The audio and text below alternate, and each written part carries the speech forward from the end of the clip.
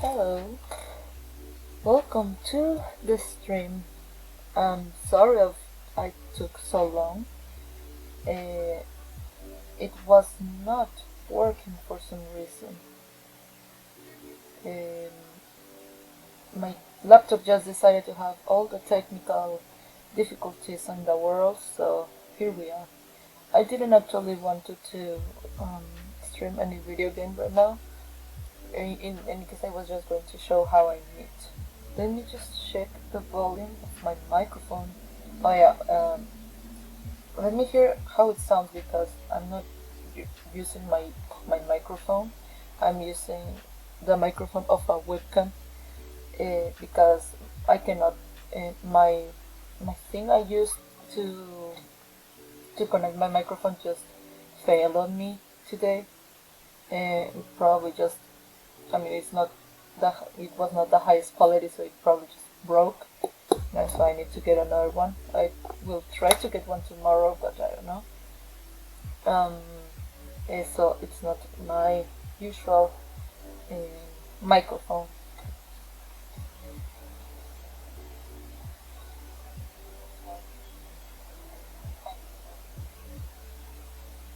Um, I hope it sounds okay.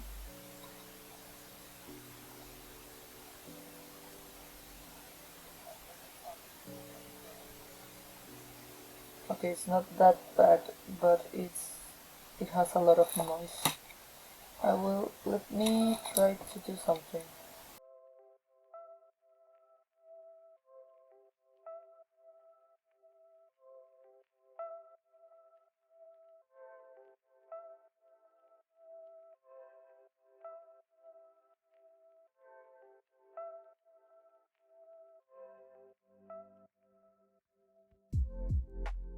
Okay, how is that?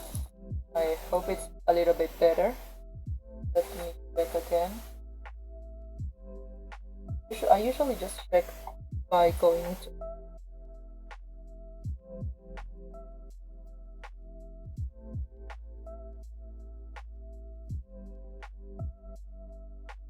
Wait, let's first. let me let me do it again.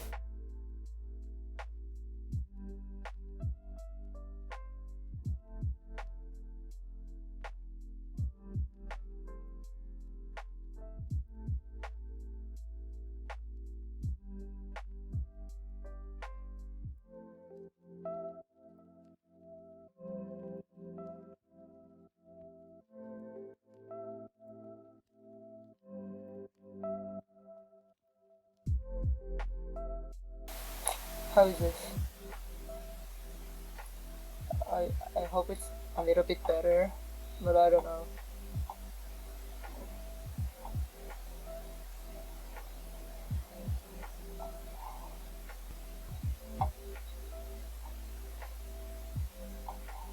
It, I don't really like how it sounds. There's so much noise in it, and I don't know how to fix it.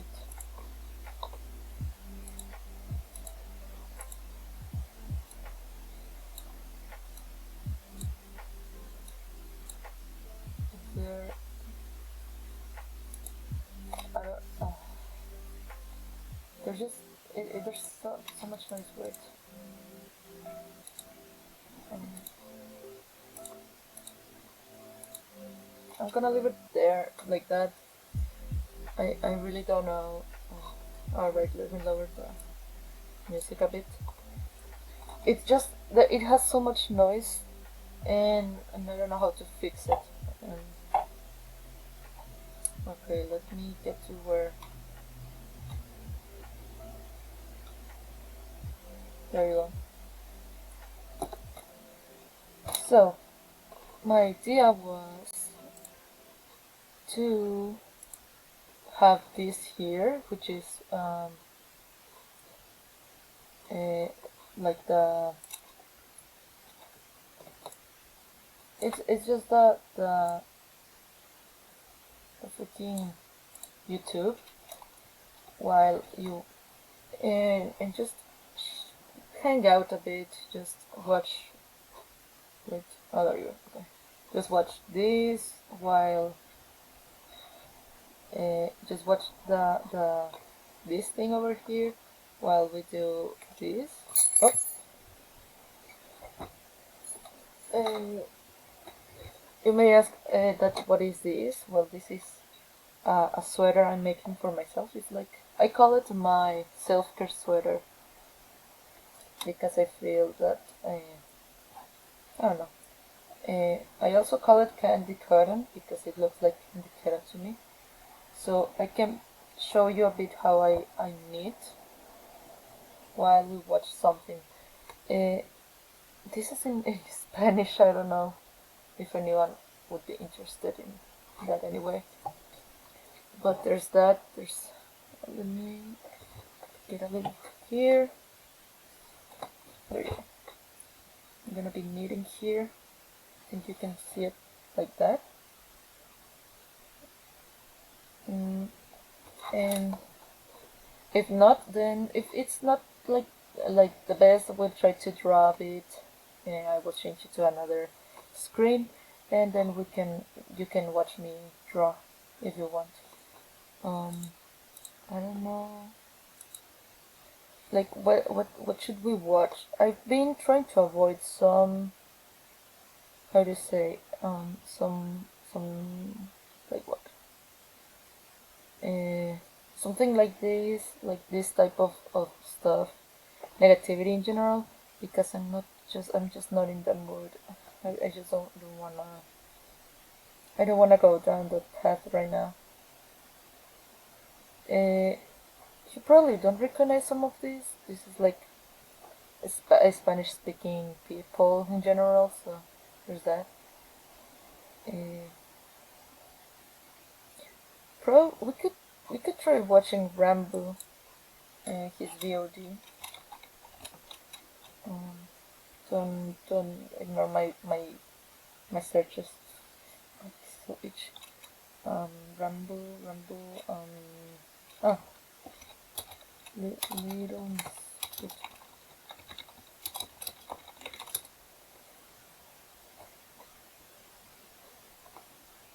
This is so funny. Mm. Oh, he played the joy of creation. Mm. Or I don't know if anyone has like a suggestion of what to watch. Over this guy.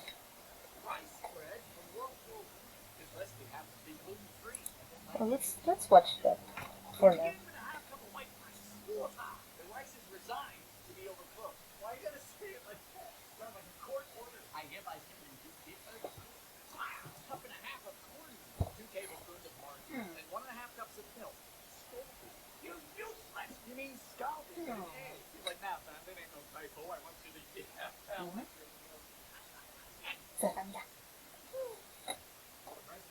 Oh, sí, parece calcetín. ¡Y me cabe! ¡Woo!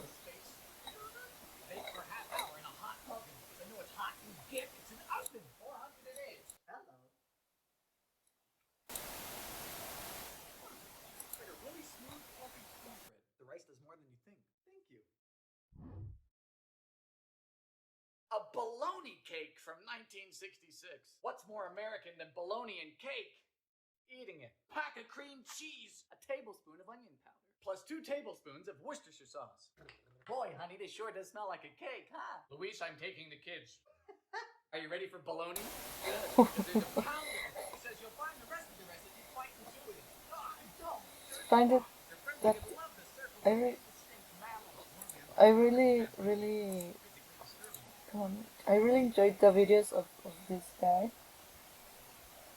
It's cool. They're just very weird. Although there are a few recipes that he did that I do want to try sometime, like the potato donuts, uh, and mostly because I've seen other people actually bake those, like in an actual donut shop. I watched it on Game Grumps. There was this how do you say that this Game Grumps, oh my gosh, I forgot the word.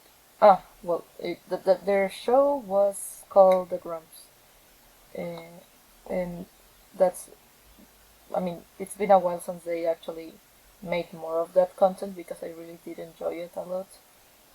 But after the COVID stuff, it just wasn't possible to do the outside things, and they just kind of changed it again, and they cannot do more of that, I think. Uh, but anyway, there was this episode of The Grumps where they went to a donut shop and they were taught how to make donuts with a different uh, with a how to say with a with this baker Willow, I think, was their name. I don't remember if they I think they went by she. I don't remember. Yeah, so I'm going to call them. So the thing about this about that um what do you say that donut shop was that they actually made donuts with potato. Like they would make mashed potato and then add it to the mix, and then they also use like Jack milk, like this buffalo milk, or I don't remember the name. I think it was Jack. And I was like, how the hell? I've been wondering how they get that thing. I don't think there are buffaloes or jacks over the zone they are, because in the zone they are it's Los Angeles. So that's pretty confusing to me. Let's keep watching this video. To finish, we decorate with spray cheese. This is giving me emotional feelings. I'm hungry. Great smoky. Um, I think both. Potato donuts. There you go. There's the potato. There's the potato. So let's see if we're going to jail today, huh? Peel and boil 2 Russets. Okay, You know, a it's lot a of little these bit are louder. potatoes, french fries, hash browns, salmon. Fun. Potatoes are finished when they're Okay, soft. Yes, I noticed that. Once the potatoes I'm are gonna cool, be a add little a cup closer. of buttermilk, pint of yeast, 4 teaspoons of baking powder, and a half teaspoon of soda. Half cup of melted butter. Don't kill the yeasty bowl. They're working Thank very you. hard. 4 eggs. Simmer them. Add enough flour to make a dough. Putting your face in a hot man. Sugar. 2 cups. Told you not to trust me. This took about 6.5 cups of flour. Now we let it rise for an hour. This is the first time.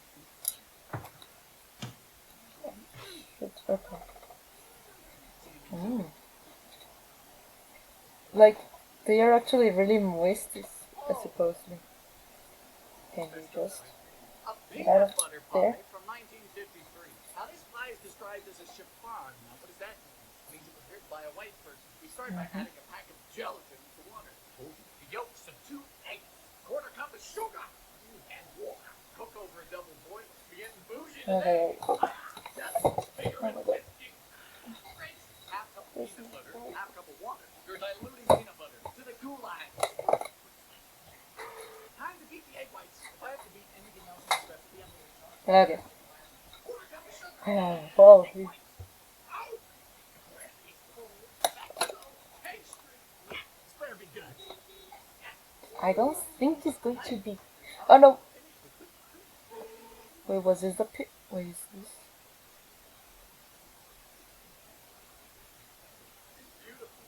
A polka dot prune loaf from 1951. So we're either going to be polka Wait, dotting what was the loaf or the polka dotting the the thing? toilet. I know where I've got half of 1853. Oh, well, of course it was going to be okay. Get therapy. What is this? Oh damn. What should we watch? This one's. Oh gosh. I'm just trying to stay seated in a position that is okay. We could watch the girl. We could watch that. Wait, let's Space Bears.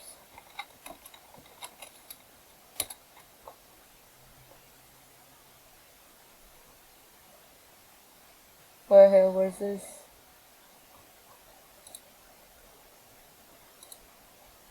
I'm pretty sure these people had other bass. That's what I under. They pronounce it in such a weird way that I just think they say space instead of bass, which is bass, not bass. Even though they call it like that, I don't care. It's not bass, it's bass. Where's that? Pretty sure there's over here.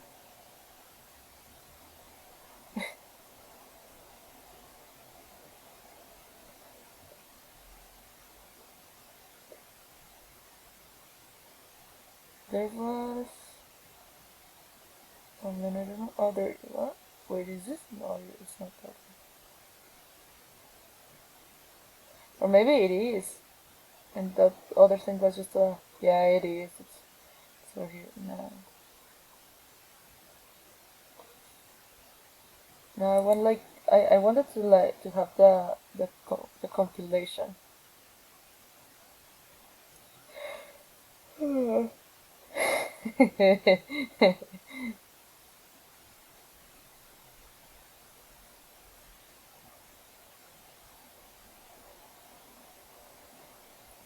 Man, I don't want to have like depressive stuff play while we do this thing.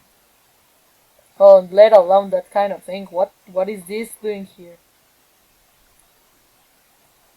Uh,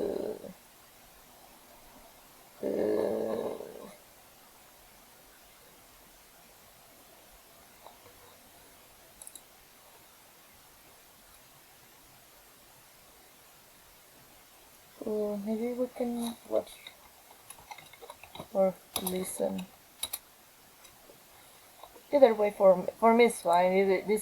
This stream is probably going to be the last stream of my year, which I know it's probably not the best, uh, because it's like not super dramatic or anything.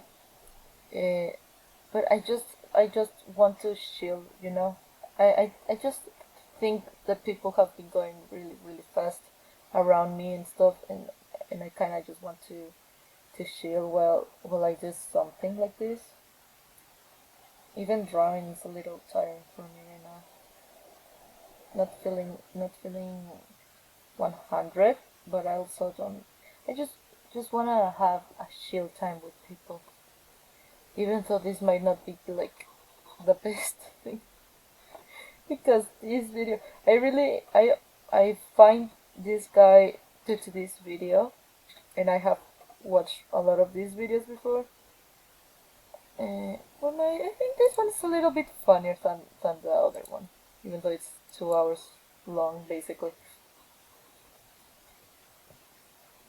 Yeah, inconsistent audio. I don't mind it. He's really uh, he's a really good narrator. You know, he has a really nice voice. Let me I need to see this. He has a really nice voice, and what the heck? Okay. He has a really nice voice. Um, here you go. Sorry, I'm just fixing this thing. He has a really nice voice and has really good points when it comes to different. Uh, he has, from what I've seen so far, he has a lot to say about Sonic comics and Sonic series. In this case, it's gonna be Sonic X, and I haven't seen some of the contents he talks about, but the ones I've seen, he has good points about it. Uh, and for example, the High Guardian Spice, I haven't watched it because I don't. I've heard so many bad things about it that I don't wanna get exposed to that thing. Uh, which there are parts that I don't think, from what I've heard, are that bad, and some people say that the art style is really crappy. Personally, I don't think it looks that bad, but in in the sense of the story, it really is that bad. It's not good. The story ain't good. Oh gosh, I think I'm just mixing this thing. Okay. So right now we're gonna watch this, the Sonic X one, which this is how because I remember watching Sonic X, but I don't remember most of it because it was so boring to me. But hearing this guy explain it and explain some, if not all of the episodes, I'm just like, are you for real? This show was shown on TV, and it was looked as if it was good. I think Sonic Underground was better, even though it was way wackier than this one. Like, what the hell, man? I think I'm gonna drop off. Okay, let's watch this video, or part of it, because it's like 2 hours. I don't know if people wanna watch this, but it's pretty interesting to me. This video to me has been a long time coming. Some of you guys may already know who I am and know what I did to get myself into this show, but to the new people that haven't been involved in my quite long history, I was the guy that made a series of videos that were titled Everything Wrong with Sonic X over on my Manga Artist channel, a series that took me over 2 years to finish. It gained a bit of traction and overall became one of my most popular series, but recently a bunch of those episodes are now blocked by YouTube Worldwide because of copyright. And knowing that I by no means can fight back, especially to something like anime copyright, I made the decision to just private all the videos. Dang, I forgot about that part. Ah, YouTube being such a crappy little freak fruit. Ah. That Everything Wrong with Sonic X, a series that made up 2 years of my life and resulted in me feeling the textbook example of the phrase, I won, but at what cost, is now gone from the public eye, never to be seen again. And this left me feeling a little conflicted. I've kind of grown to have a like-hate relationship with my series as a whole. The only videos I ended up kind of remembering were episodes 4, 5, 6, and 8, and the other videos range from being forgettable to just downright embarrassing because of all the stuff I got wrong. Not to mention, I'm not the biggest fan of the character I decided to put on. I came off as too much of an asshole, and my sins range from being actual critiques to just poorly constructed jokes. But, rather than wallow in self-pity and curse the world for my downfalls, I realized that this is the golden opportunity to actually go over Sonic X in all the ways I wanted to go over it for over 2 years. So I'm making this video to just make peace with myself. Everything from here on out is going to be my completely genuine thoughts on this show. So we have 8 arcs to go through, so let's not waste any more time and get this started with the New World Saga, which are episodes 1 to 13. How do they know about Chaos Control? Sonic's swearing is the highlight of this episode. A lot of people should be dead after this attack. Chris begins his legacy of getting himself into trouble. Yay. Knuckles is a chaotic, repetitive dumbass with nice Spanish music. Nobody questions the sudden appearance of a robot in school. Sonic empathize with Colonel Sith this episode. Modians can survive in space, but can't survive water. Okay, Sonic fixing Amy's bracelet was adorable. This episode's comedy was out of the park. Rouge and Topaz share pretty decent chemistry. Those spins though. But how do they have a Chaos Emerald after episode 10? Sonic is durable. Also just Knuckles and Rouge. Sonic X's first 13 episodes, to me, contain a lot of the problems I have with the series as a whole, in addition to introducing some of the best aspects of X, which I will tackle first. In these specific episodes, they do a mixed job of characterizing the cast that we already know. Sonic in these 13 episodes is shown as being a very laid-back and easygoing guy with a large love for sleeping and taking it easy. This is one of the main things that make him different from the rest of the cast. While other characters love being in each other's company and doing wacky hijinks together, Sonic would rather just lay down and take a nap. He takes every moment he has alone as a chance to just wind down and take in the air, which shows Sonic as being quite happy with just relaxing and enjoying life at his own pace, which for a character that runs at Sonic speed all the time is actually quite a nice touch. But when life tells him to stop being a nature-loving hippie and someone needs his help, he rarely ever thinks twice and immediately goes out to help them. And in terms of kindness and being a good friend, Sonic is packed to the brim with them. shown by him spending an entire episode to just get some flowers for Cream, fixing Amy's bracelet after it got destroyed, and him being very supportive of Tails and Press. Also him knowing Cream so well that he knows that she makes flower crowns for people she loves. Oh! That is too pure. The series so far is showing a nicely balanced take on Sonic's character. That's that. Now that I'm kind of listening to it right now, because I already watched this video, but I didn't actually listen to it per se. Now that I'm listening to it, like that's really, it's like very cute for Sonic. Sonic man, like what the hell? It's really cute, and then you go to other things like the Sonic Boom or anything, and it's just like, what the hell happened to him? I know there are different versions of this blue cat. I know he's a hedgehog, don't get on my tail. But it's just like, why? Although I know that, since, like I said, I already watched this video, and there are parts that I do remember hearing well, which the series is really a lot of dumbasser in general. But for this, like the character itself, he's pretty he's pretty nice and cute. Like what the hell happened to him? Why did they destroy him with disgusting Sonic?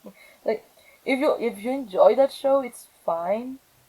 Just personally, when I watched the first few episodes, I think I watched one episode and I genuinely had a headache after it. I just don't think Sonic is like, in general, as a show, comic, whatever. I don't think it's like the best thing there is. There's other things that are way better, I guess, which is all obvious because there's always a better thing, I guess, out there. But I mean, like, this ain't really my cup of tea, and this, although this show, the Sonic X one, it probably would have been if it weren't for most of the nonsense that this guy goes into in a bit. Which ends up making him quite likable. Tails is a brave and smart kid with a lot of knowledge of technology and the Chaos Emeralds, which basically leaves him as being the explainer of everything for the audience. This had the chance to make Tails a non-character, and unfortunately, he kind of is. His personality traits aren't shown at their best in this arc, I'm sad to say. He has his moments with his intelligence and his fighting with Eggman, but he really was just there to explain what the heck is going on. Amy in this series is Sonic obsessed to the next level. Practically every moment she's a few meters away from Sonic, she just becomes the desperate fangirl that cannot take a hint, and while it's not to a point where it's insufferable, it can still be a bit grating. And it's also kind of funny that if this show was released in today's times, Amy would immediately be called a simp. Though, I must say, there are some pretty good moments for her in this arc, with her making Sonic a bracelet, which was very cute, and really showing what she's made of when the robot destroys it. You know shit's going down when fucking Eggman is shitting himself. Cream and Sonic X is just the purest thing ever. There is literally nothing wrong with her, and when people piss her off, they commit domestic terrorism, and I'm sorry, they deserve to die. Jokes aside, Cream is a very lovable, cute character. Bro, domestic terror. I think I'm gonna get this video. It's not for Twitch.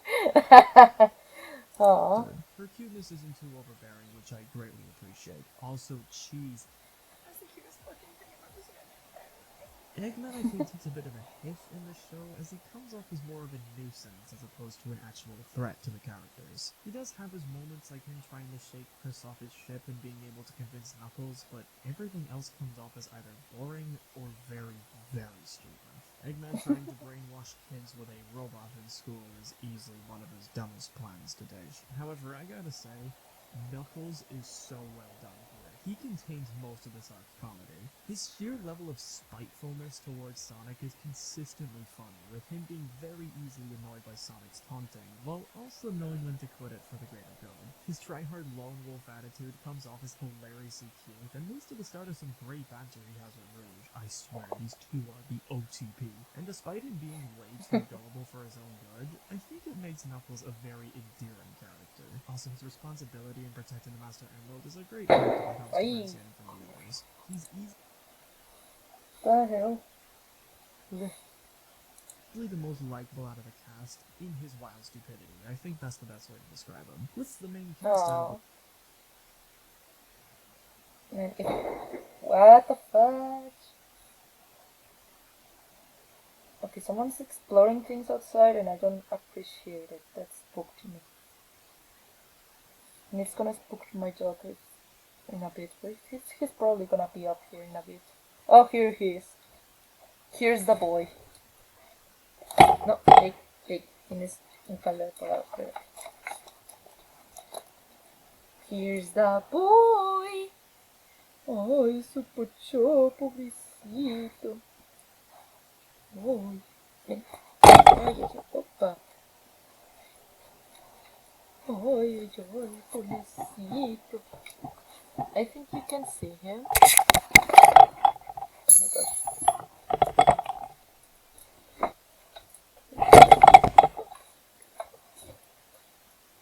I think you can see him, right? I don't mind if... Here he is. Here's the boy. Here's the boy. Ay, pobrecito, lo asustan. Here's the boy. I don't mind if I touch him in my knitting. I will wash it anyway. Pobrecito, pobrecito, pobrecito.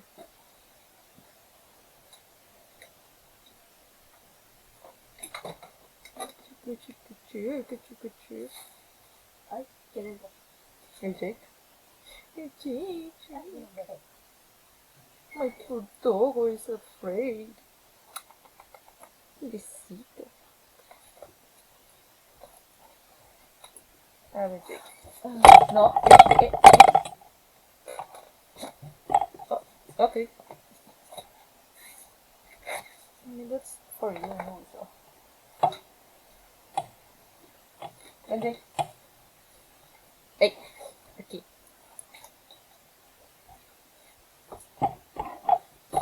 Get. I have to tell him to stay still. I'm gonna make the come over there. What? Oh. I have to tell my dog to stay still so he just stays. Gonna put it over here. Let me see if I can make it a little wider. Yeah, let me just fix how it looks. There you go. There you go. Now I can just be like this. Get. Pobrecito, pobrecito, tranquilo, tranquilo.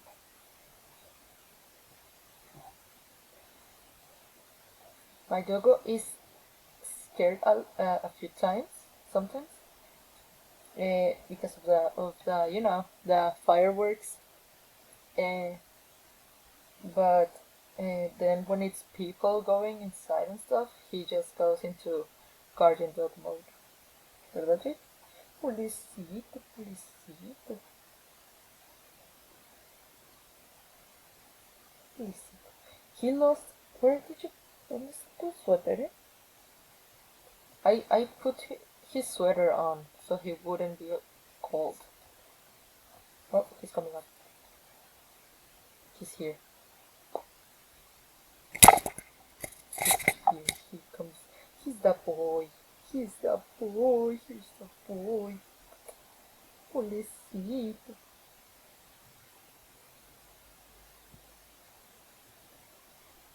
Ay, pobrecito.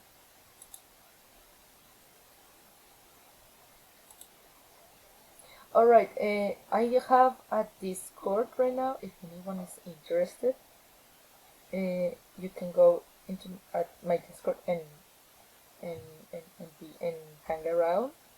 hang out.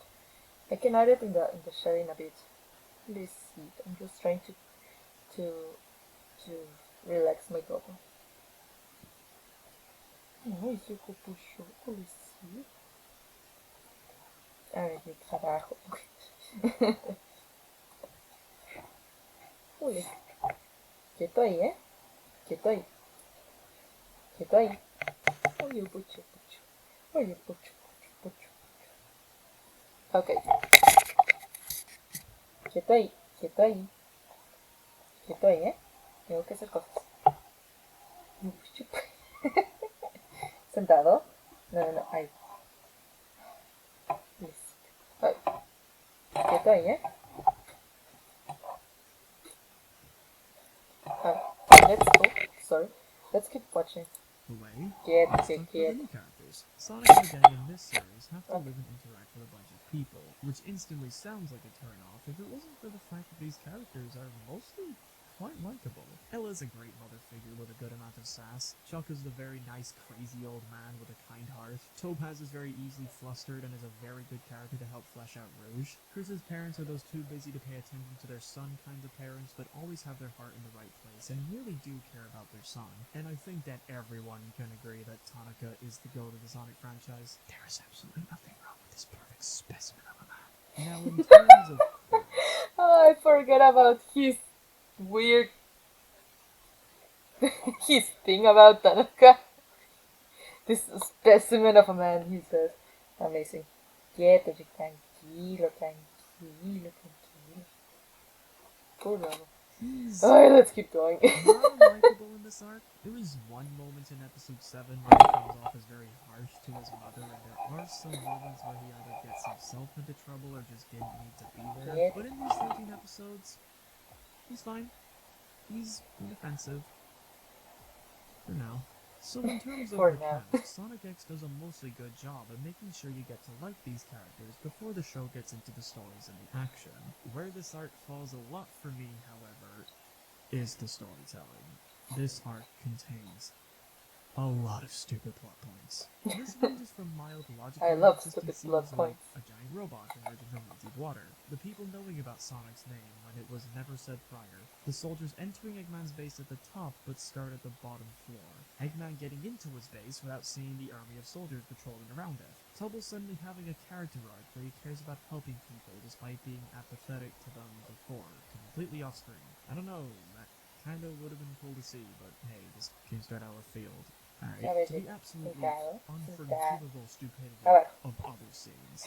A few examples include Chris deciding to wait for Sonic to tell them about the attack happening in episode 3 rather than just instantly telling the Sonic crew about what was going on. The school, the police, and the government not questioning the sudden appearance of a giant robot in a school. Sentado. What? The government manually hacking into Eggman's computer, leading him to his enemies, and possibly helping him to get a Chaos Emerald in order to lure him out of his base. Not even once considering what might happen if Eggman comes back with a Chaos Emerald. And Eggman stealing a Chaos Emerald straight out of Tails' hand, and no one sees it or does anything to stop it. And the worst part is, this stuff is quite tame compared to the rest of the show. Later on, some of these plot points are just gonna get done. There's also 2 plot holes that I can remember, like, how do they all know about chaos control? Why is this suddenly a thing? It's just never explained. And how in the carrot do they get a Chaos Emerald in episode 12 after episode 10? But all in all, the New World Saga was fine. The episodes range from being funny, semi-decent, to just flat-out forgettable. If I didn't watch this arc again, I wouldn't have really remembered anything from these episodes, besides some pretty good jokes and nice characterization for a few of the cast. And with that ending of the New World Saga over and done with, let's jump to the Chaos Emerald arc, which contained episodes 14 to 26. This anime should have been about Helen. We were robbed, people! Jumping at the drill's uselessness doesn't make it less useless. Sonic almost dying from drowning was a good running gag. Bro.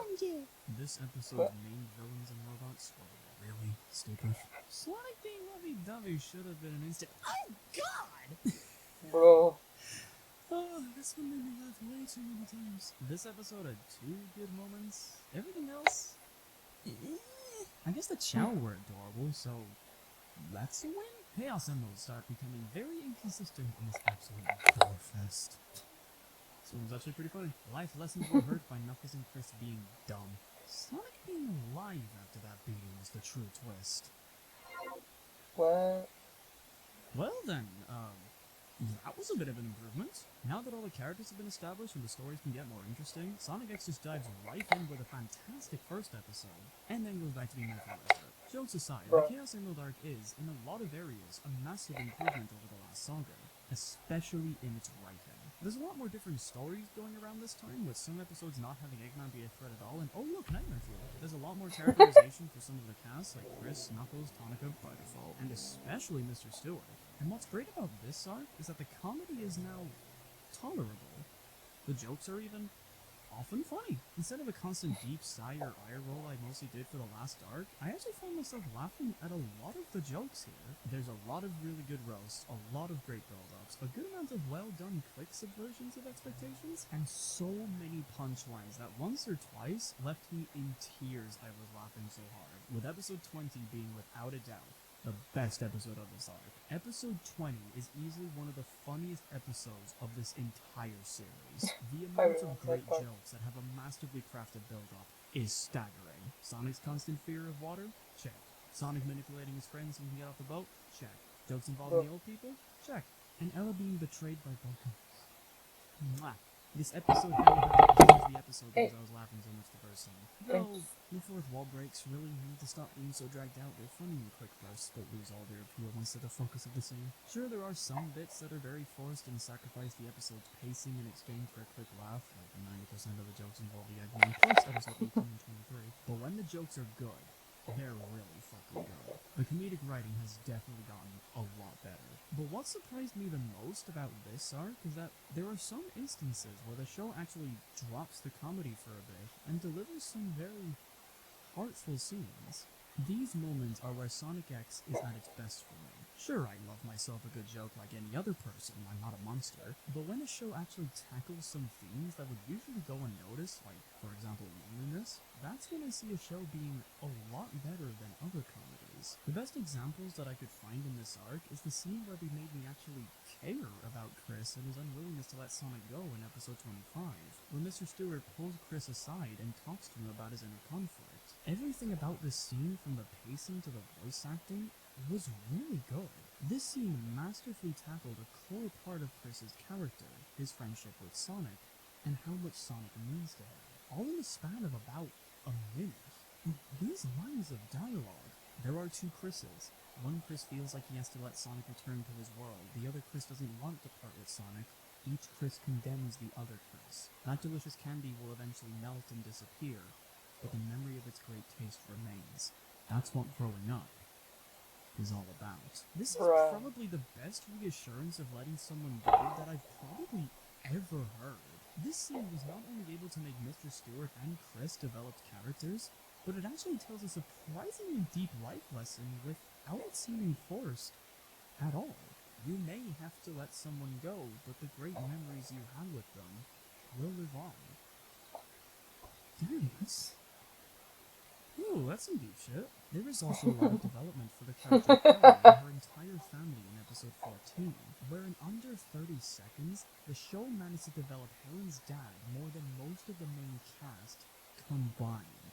Sonic X, when you actually try, you can make some great stuff. Why don't you do this consistently? Why do some of your episodes have so much stupidity in them?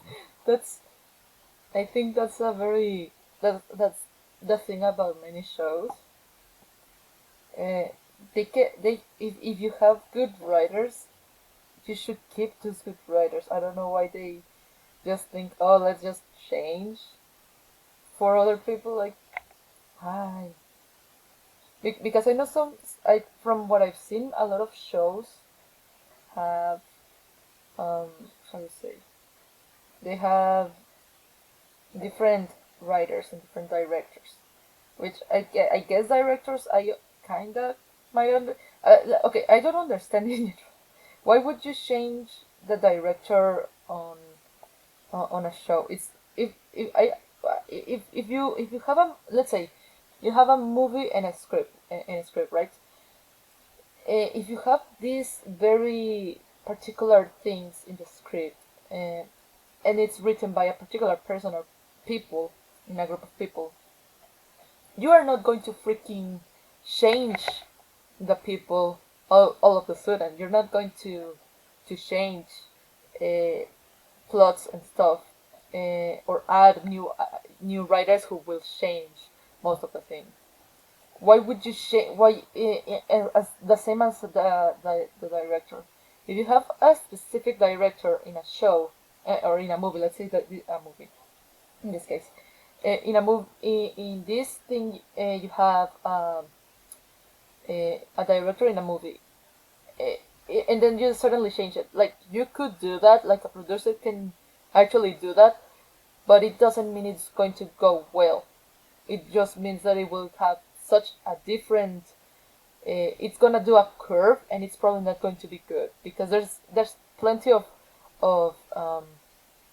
there's plenty of people working on it, and there's plenty, and these people, the director and the writer, already have like a point A to point B. But then you suddenly decide to change these people. What, like, I guess it's for money. Like, in case of the people who does money, I just don't see that as the best decision in general. Why would you change a thing that actually does work, like these people that work and know what is going on, and then change it for people who barely know anything? It's like the last trilogy of Star Wars, which was made by people who didn't probably understood most of it, or was, and they probably also grabbed, like, where's this joke? There was, I think it was Jar. I think it was just a robot who said it, but it was like, I don't remember what, but they said that the trilogy seemed, no, or maybe it was Reptile. I don't remember who said this. Okay, but it was said that the trilogy was made by people who probably read fan fiction and only a summary of what was that last trilogies.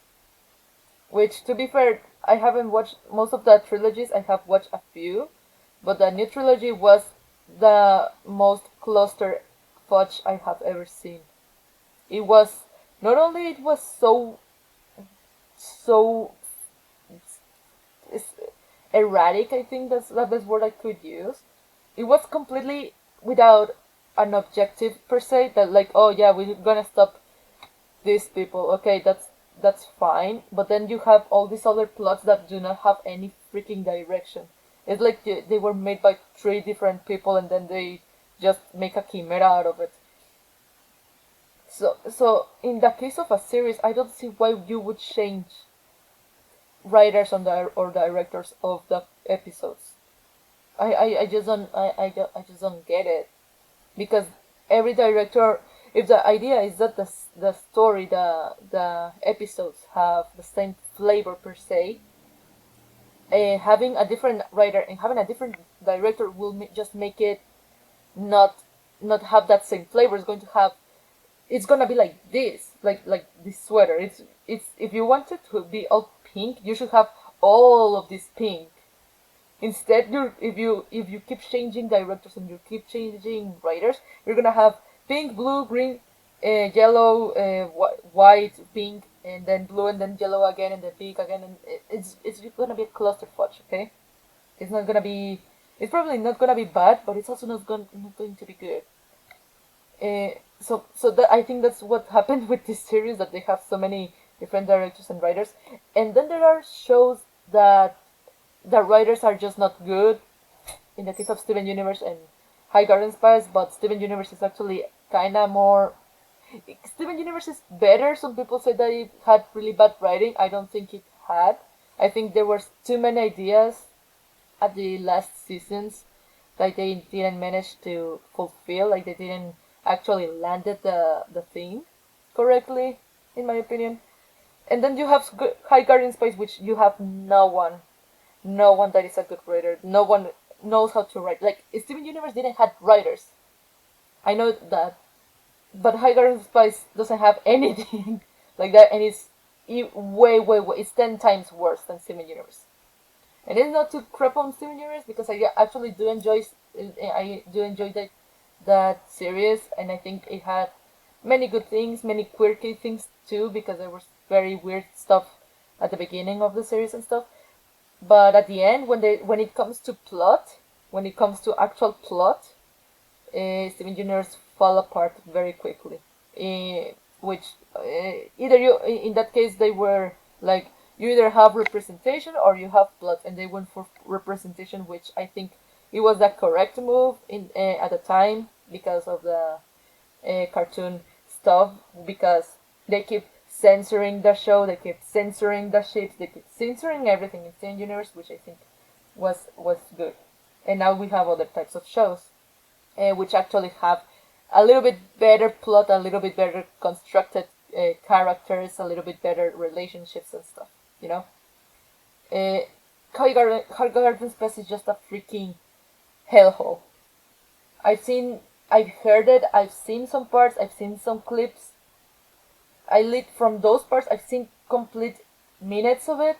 It sucks. It, it you can. It's horrible to listen. The animation, to three. I kind of don't say much about animation in general because in my country animation is getting there, and I've seen some animation coming from here, which is uh, comparing it to USA animation. It's actually not the best per se, but it's good in my opinion. But I've seen so much bad animation that I don't think High Garden Spice is that horrible. I don't think. I think. Although if you go by that, there are web series that really do have way better animation in general, but sometimes they actually also have like weird stuff. I don't know. So I'm getting really sidetracked here. My point is, if you want to have nice stuff, like very dramatic stuff plus comedy, you have to have some balance and you have to have the same people working on it.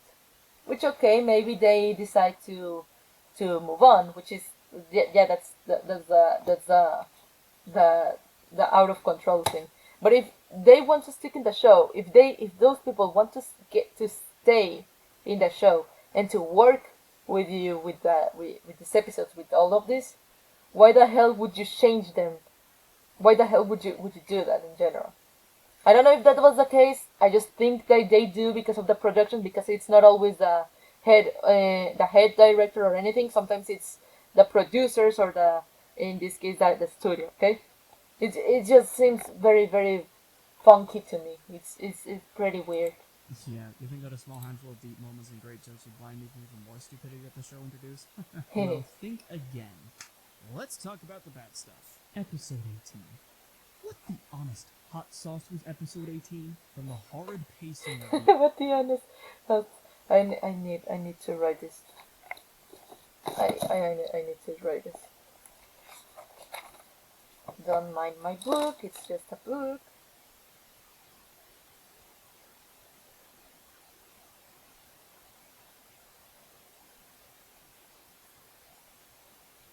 There you go.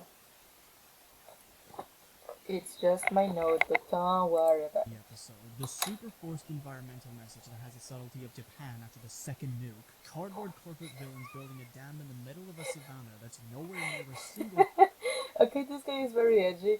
That's kind of why I like it. Oh, hello, ¿qué pasó? Pasó, loco, pasó. Pobrecito. So edgy, I love him. drop of water. You tried to be self-aware about it, but it's not cute. To the absolute stupidest design flaw of one of Eggman's robots, this episode was an absolute mess, and is a golden example of Sonic X's horrible failure. Fuck dude, Eggman committing reptilian genocide was the only good part. I'm not even joking. The presidency somehow getting into contact with Eggman and negotiating with him to see if Eggman could convince Sonic to join the race in episode 21. Keep in mind, Eggman is probably the most wanted man alive right now, and never once does it cross the Eight's mind that this might be an absolutely terrible idea.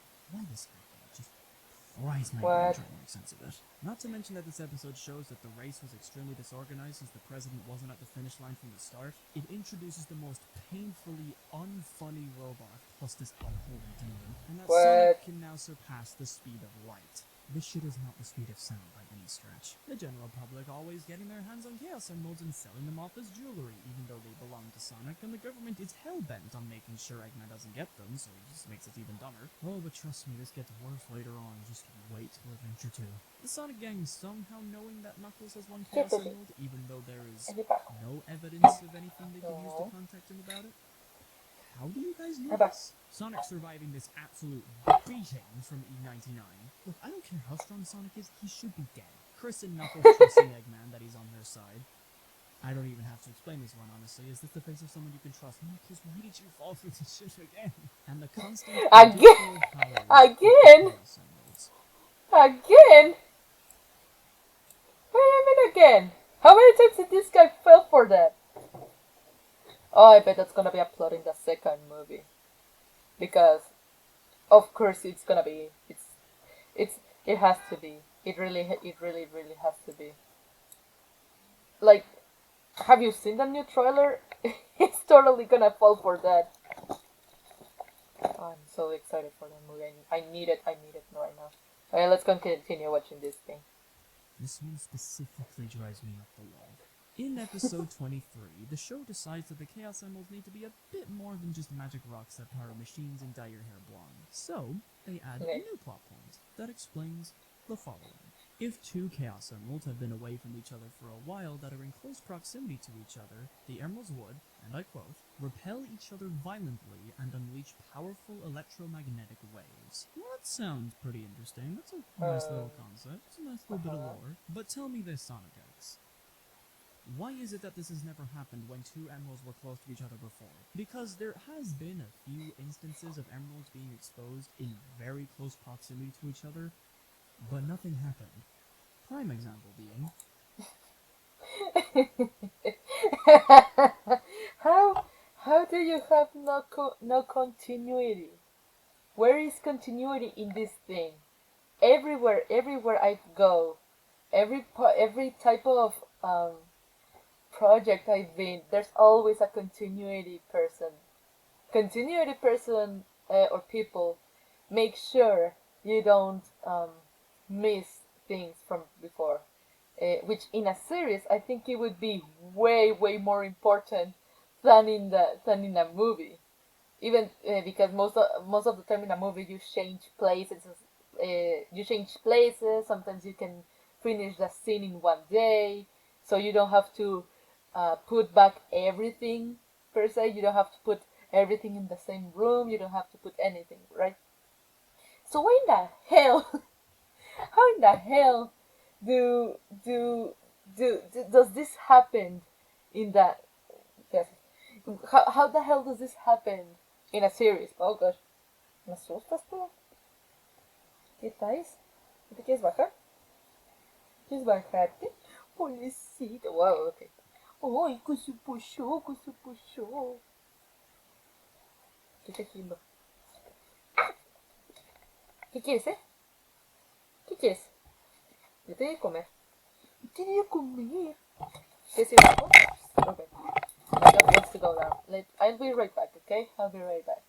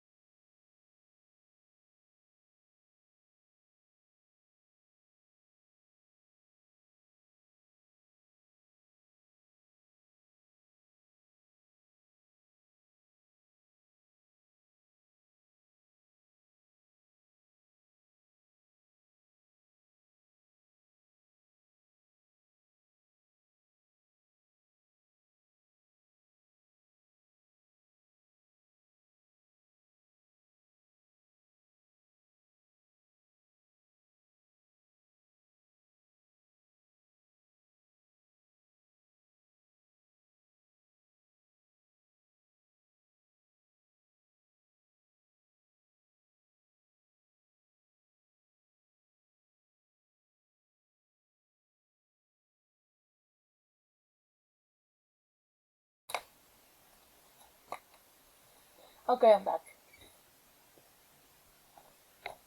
My hair. I think if anyone saw my hair, it's just my hair is uncontrollable right now. Okay, I did brush it. It just does that. Okay, it just does that. I usually I have conditioner. I just need to use it. Okay. Okay. My nail was a little bit bad. Let's continue watching this. My dog has now been. He already was fed. I don't know why he keep asking for food. Such Episode a 10. chunky boy. So what's going on? Also, wasn't it a plot point that Chaos Emeralds attract other Chaos Emeralds? If that's the case, then why would they attract each other to their energy if they're just going to repel the moment the other emerald gets too close? Huh?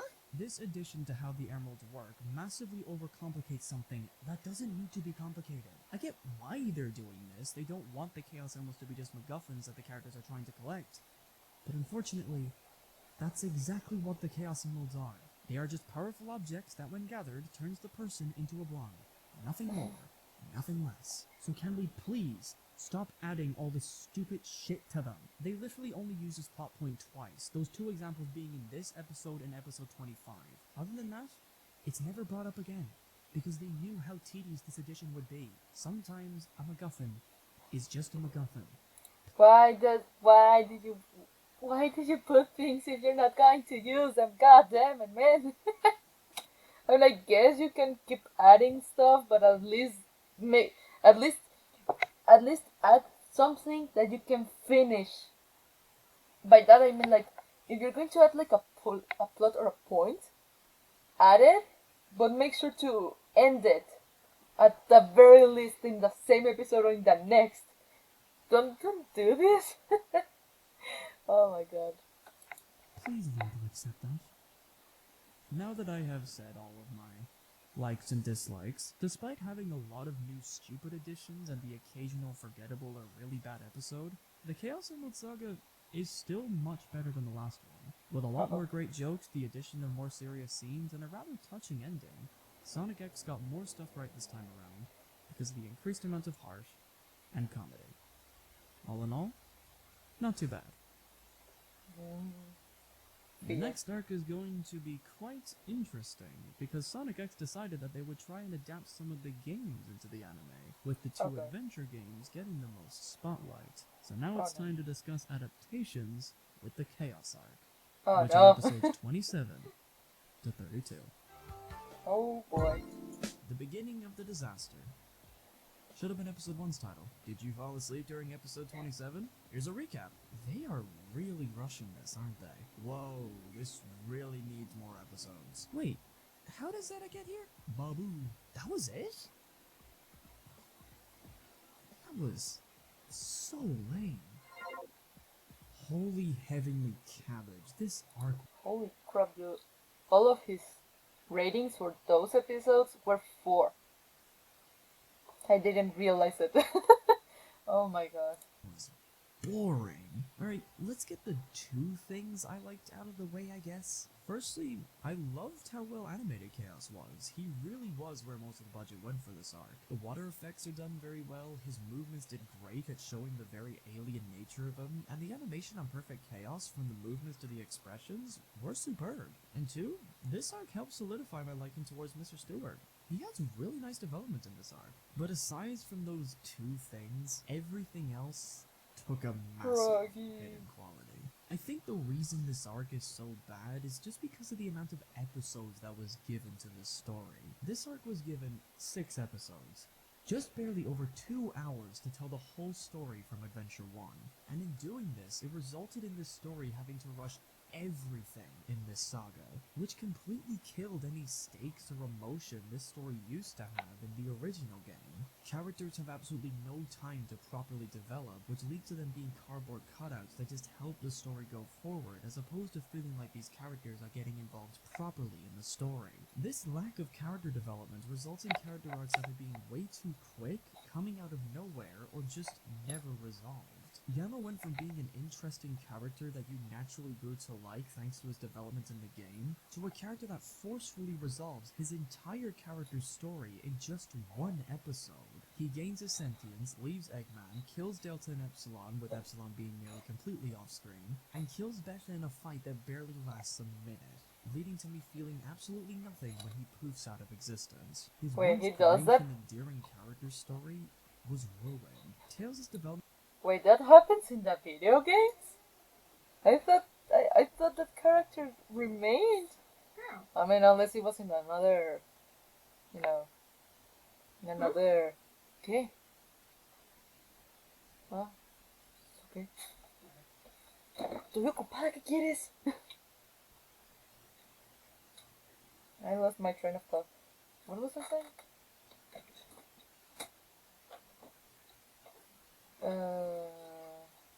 Oh, no, wait. Forget it, I forgot.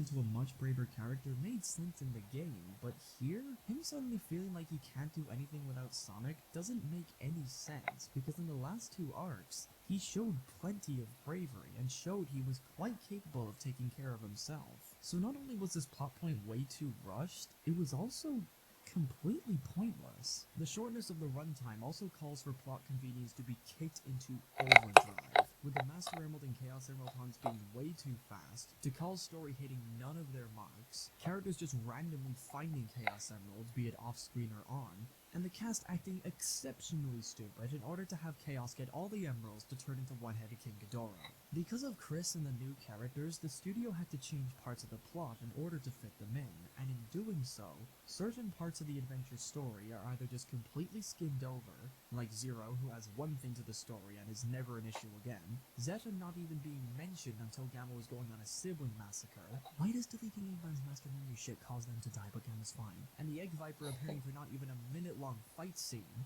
or change for something else in order to make the story still hit their marks while trying to add the new characters in naturally, but fails miserably.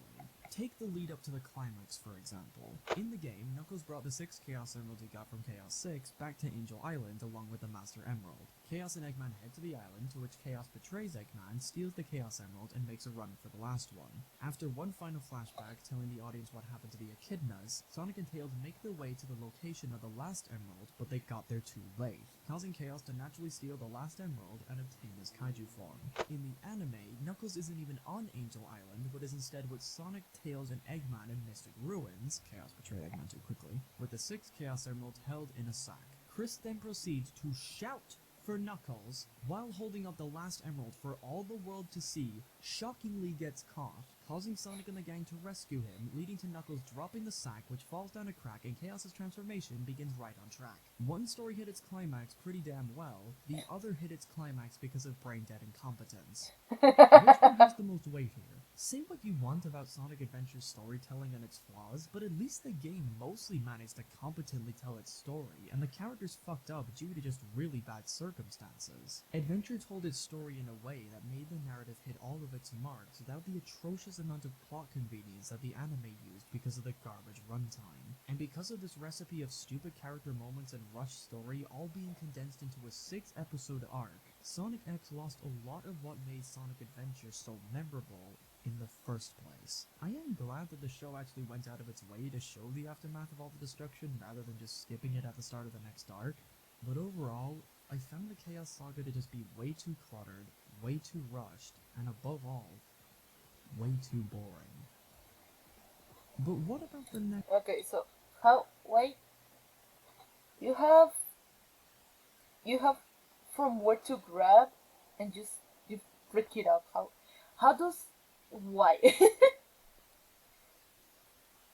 I don't know why that happens. Like I said, maybe it's because of different directors and stuff. I don't unless they were also rushed, which it could also be a possibility. I mean, I don't, he doesn't go into detail about production stuff on the behind the scenes because it's not a point. But I'm still curious about it. Like, if it has so many flaws, who allow it to have so many flaws? What was it? Was it like a a teamwork on this? Like there were more writers, were there more directors on it? Wait, what was that others? It's weird. Like, how do you allow this to get this far? How do you allow it to just stop?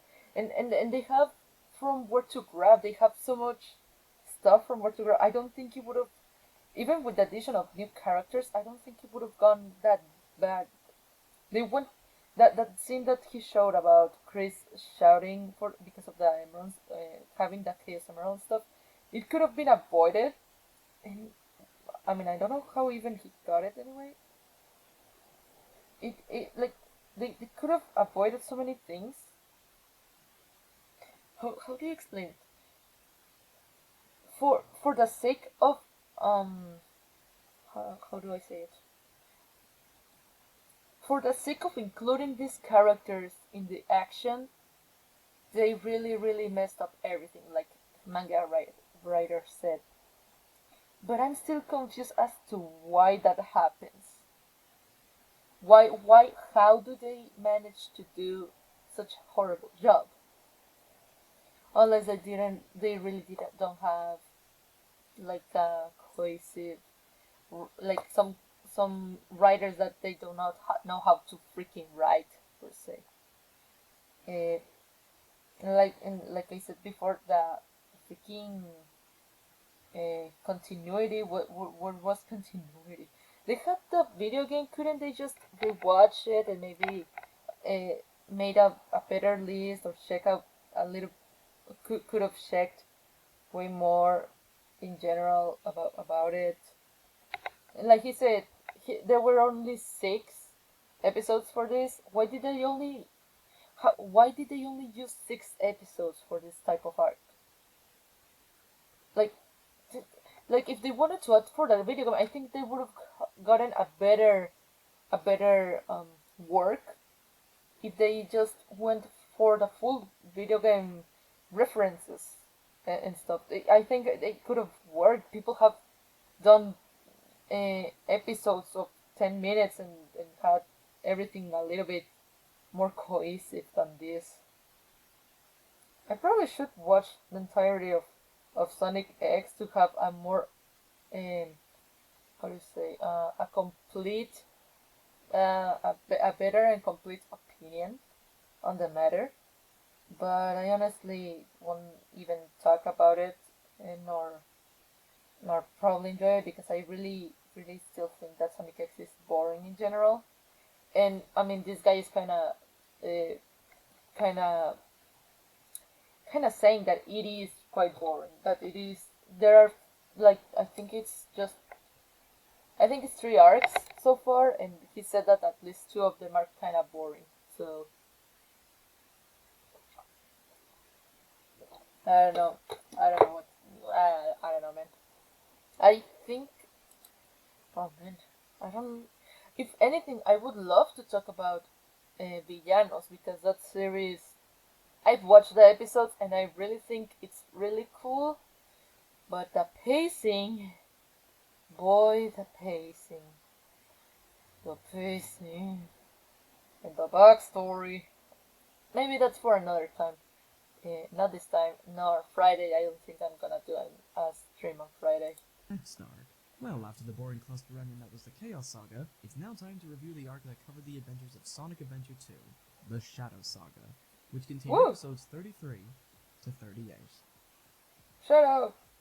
Oh, The humans turned on Sonic way too quickly. You guys are the absolute worst. Chris runs right into trouble again.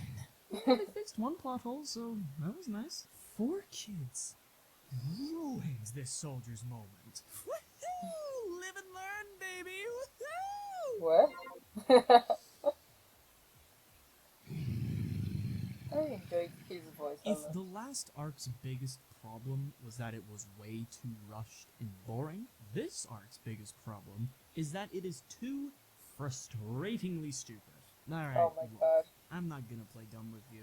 We all know of the most infamous plot points of Adventure 2 by now. Prison Island keeping Shadow in cryogenic storage even though they know how dangerous he is begging for disaster. Giving the mad scientist a computer while he was in prison after killing his daughter and destroying his plans on the Ark was a smooth brain moment. Sonic having the sudden ability to do chaos control, and on top of that, with a fake emerald, shouldn't be possible and makes no sense. And the fact that no What? there's some, there's, what? I didn't know there were fake emeralds. What? Why? Wait, why? Why are there fake emeralds in this thing? How? Wait, huh? Wait, what? Wait, chaos control takes a crap ton of energy. So how would a fake? Okay, now I see why it's a okay. I see why it's a blood hell. Oh my god. one thought to check the Ark after Gerald said his very detailed plans to a camera seconds before his live leak style execution, and just leaving it there and not moving it somewhere far into space is mind-numbingly dumb. So the anime tries to fix some of the holes in the story while trying to add the new characters in. But by trying to fix some plot holes from the original game, Sonic X ended up creating 2 to 3 more due to the fact that A, Sonic and the gang come from a different world this time, and B, Sonic X still contained nearly all the same plot holes from the original game, in addition to more. Why? Examples include Eggman finding out he was born in the human world. This raises way too many questions as to how he even got to Mobius in the first place. Okay, so maybe now that this is a bit of a spoiler for that movie. Well, I don't know if anyone's interested about that or not. But this thing that he said that Eggman comes from Earth made me remember that movie because in the movie I guess they took inspiration from that. I do remember reading somewhere that one of the people working on it, which I think it was one of the writers, actually enjoyed and really liked Sonic. I think it was also maybe one of the people behind the whole design, but I don't think that's the case because of the first design that came out. So, anyway, so I think one of the people working on the movie probably took this plot, the plot of Eggman, excuse me, actually being born on Earth, which in the movie makes more sense, but also it doesn't make any sense of what the hell. I'm just Sonic is really confusing in general. That's probably why I don't quite enjoy it. I don't quite enjoy comics that have multiple dimensions, multiple alternate realities and stuff because it just gets so confusing. And I'm amazed that one of my friends actually have has her brain full of the encyclopedia of how Sonic works. That from the Archie to the freaking series, I assume. I wonder if she even watched Underground. I don't think she would have passed it, even though some people say that it was too wacky. I don't think it was that wacky, but okay. Uh, but holy crap, dude, why? I'm amazed by people who actually can keep up with anything that has to do with multiverse because my brain cannot. My brain really cannot handle none of that. This twist just kind of pops out of nowhere, and what's even worse is that it's never expanded upon. The anime decides to just, drop this complete bombshell onto the audience and just moves on like it was nothing. If you are not going to expand on this very crucial detail of Eggman's character, then what was even the point? Sonic cannot steal a Chaos Emerald from the humans in this adaptation because the emeralds don't belong to the humans in the first place. So the humans suddenly taking full ownership and arresting Sonic for allegedly taking something that is already his, in addition to knowing that the Chaos Emeralds are the one thing that Sonic and the gang need to get back home, is the biggest amount of mental gymnastics I've ever seen. Also, Chaos Emeralds range from being guarded in a high-security base to being placed in an art museum? I'm sorry. What? What's even better is that this arc introduces the beginning of the humans instantly starting to distrust Sonic, despite there being absolutely no valid reasons to start now. Why would they think that Sonic would just flip on a dime and start terrorizing their city when he saved them from a water god barely a week ago? What would cause Sonic to have such a radically different view towards these guys? These characters go from being forgettable in earlier arcs to just flat out unlikable? Guys, you are destroying the village more than Sonic is at this point. What are you doing?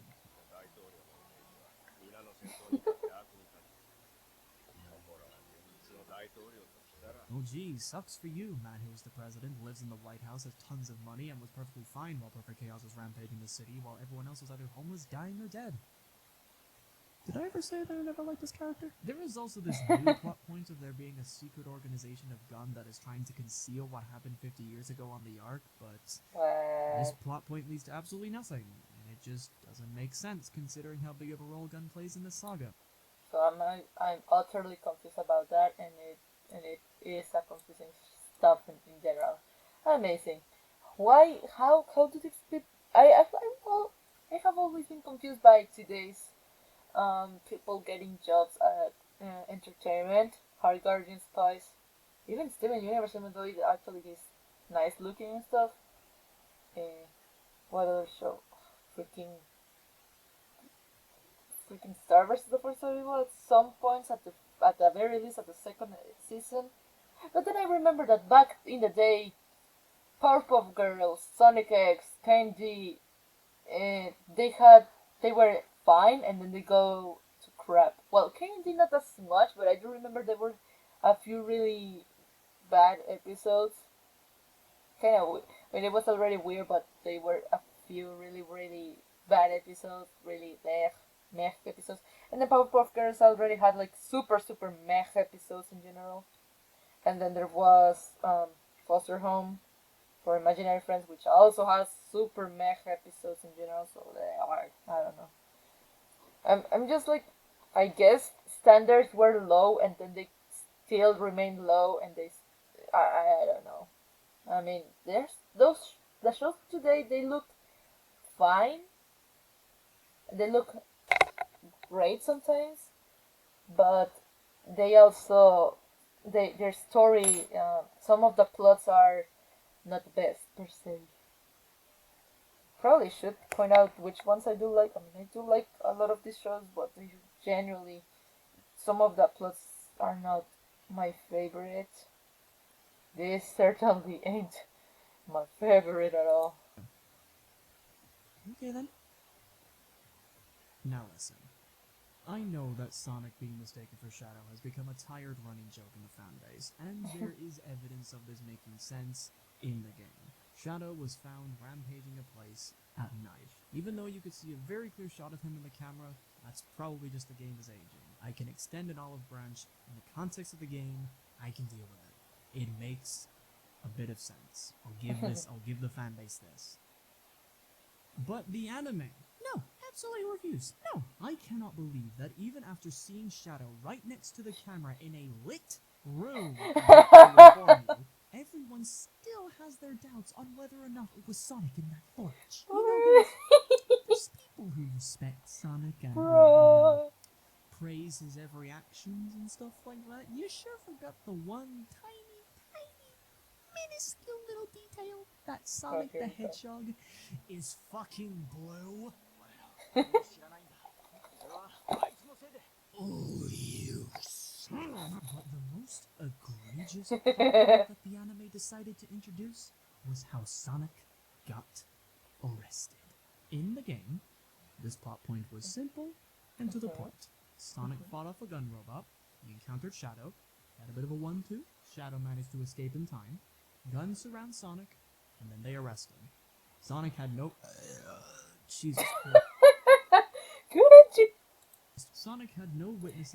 Couldn't you freaking take that out, man? I mean, it's fun. I think it's funny. My humor is stupid, but oh my god. Oh well. This show. Oh boy. To help prove his innocence, so he couldn't fight back, and thus he was cuffed and arrested. The end. Moving on. In the anime, however, Rather than being alone while fighting Shadow, Chris and Chuck were around while all of this was going down. They all had a very clear view of Shadow. They now know he is a thing that exists in this time and space. So when he escapes via Chaos Control and the cops come in to arrest Sonic, do they tell the cops about what happened? Do they try to tell them that Sonic is innocent? Do they do anything to defend Sonic from this obviously false accusation? No. They don't do that. Why? They do nothing. Why? They actually tell Sonic not to fight the cops and go with them to be arrested in the game. Sonic had no witnesses. No one could defend him. In the anime, Sonic was arrested because no one had the nerve to open their mouths and defend him. I know that Adventure 2's story is far from being perfect. That's really confusing. That because because Chris is just like, oh, Sonic is my best friend or something. I don't know. But he couldn't say anything to to get Sonic out of trouble. To be a friend and actually help him out there. I mean, I guess the guns would be spooky or something, but like, come on. Like, I guess that the only most of the issue there is that people are just freaking stupid for some reason. Like in movies, at times. Could, I really wouldn't couldn't he? There were three people. Two were adults and one was a kid. I guess that I could understand if the kid was stressed because I mean he's a kid. I think he's 12 or something or 11. I don't know. But there were the other two adults, to which is a scientist. So wouldn't people actually, believe them? Dude, dude. But to be fair, I haven't watched this anything, and I'm getting exasperated. at least some of it made sense. At least some of it was tolerable. This is inexcusable. Oh, you little fucking turnip. Turn it. Did the writers of this episode just do it out of order? Sonic, you were lying. And on top of all this stupidity, this arc has so many dumb moments. I swear to God, Gerald's password to access Project Shadow was Maria. How did no one figure this out after 50 years? I know it may have seemed obvious, but come on. Really? You didn't even give it a shot? The egg golem, which was like pretty cool in the game, is now just really overstays its welcome, and the way Boken's defeated is just it's so fucking dumb. And the way Chris and Tonica managed to get onto Prison Island because they just have to be there. Wait. can't even There's a begin to- prison. Wait, I need to watch this stuff. Why most of Why those is there a plot pointers prison just island? Gunn is just competent. And thus concludes my probably too long rant about the negatives of this arc. So with those out of the way, I will say that despite the glaring flaws the Shadow Saga has, it fixed a lot of issues I had with the Chaos arc. For one, it's paced Really? a million times better, despite having the same amount of episodes. There's actually only a few cases of filler that's in each episode, and it does get straight to the point when it comes to telling the plot of Adventure 2, which I was really happy with. Despite a lot of the changes they had to make in order for the new characters to fit in naturally, this time the changes weren't so bad. It actually made the story on par as it was in the game, even though a lot of plot points were changed to a point where it's almost unrecognizable. The fact that it managed to hit the same beats, and in some cases make those beats even better, is attention to writing that I genuinely appreciate. But what stood out the most to me in this arc specifically is that it contains a small handful of moments that I genuinely think are great, and are some of the best examples of Sonic X having very good writing. These golden little nuggets include 1. The side plot of Maria's killer. Gunn was always seen as being this large boogeyman throughout the Sonic lore up to this point, so no one really got any development besides Gunn bad. and all that the soldiers were seen as were just pretty much drones with no real humanity to begin with. So the anime decided that a good way to change up the plot of the game is to find the soldier who actually offed Maria and why he did it. Giving Maria's killer a name was already a really interesting move, as it helps humanize the soldiers of Gun a lot more, and the build-up towards actually seeing the soldier was handled very effectively, with little lines like him being very alone even though he has family, and that despite his age, he can still pack quite a good punch. But when the show finally got to his interview, it cuts to a flashback explaining what happened, and it was how this moment was done that makes me truly appreciate it. Rather than painting the soldiers as being cold-hearted monsters, this scene is shown from the soldiers' perspective. This allows the audience to understand that the soldiers were ordered by the government to close down the facility under the impression that an accident occurred on the Ark, but they all knew that that was just an excuse. The government was hiding something, and they didn't want it to get out. So despite the soldiers knowing that this was bullshit, because they were really sent there to just erase the evidence of the experiments that took place on the Ark, the soldiers still complied because they didn't dare question their authorities. That's actually really clever, because soldiers are raised to not question their authorities. Not too bad so far. When they got to the Ark, all they could see were weird experiments of different creatures, which triggered this soldier's paranoia that this is what the rumors were talking about. Research on eternal life and creating the ultimate life form. This, unfortunately, is when the soldier sees Maria, who runs away. With Maria running away and locking the door behind her, the soldier makes chase under the order of not allowing any of the staff to escape and sees Maria holding onto a lever in front of a tube containing what looks like to be an experiment. Putting two and two together, the soldier, under the impression that Maria plans to free this hideous life form, shoots away the lock and orders her to step away from the lever, gun pointed straight at her back. When she refuses, the soldier, despite giving her all the chances in the world to stop, shot Maria in hopes to just stop her, but ended up accidentally killing her.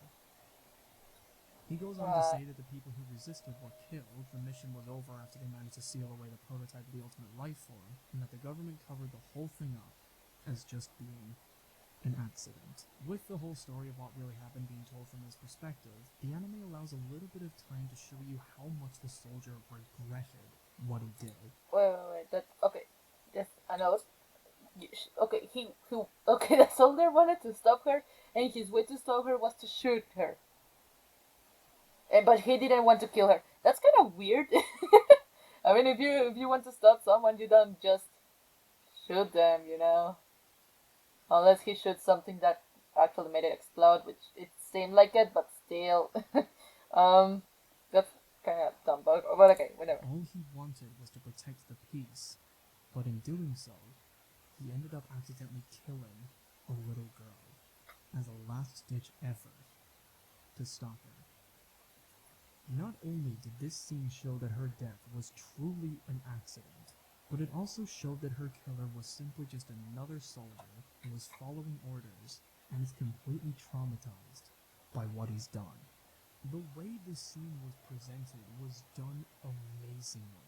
When you see the flashback, there's no massive score to build up the scene. It's done in mostly silence, which did really well in building up the anxiety when the soldier is pointing his gun at Maria, begging her to stop.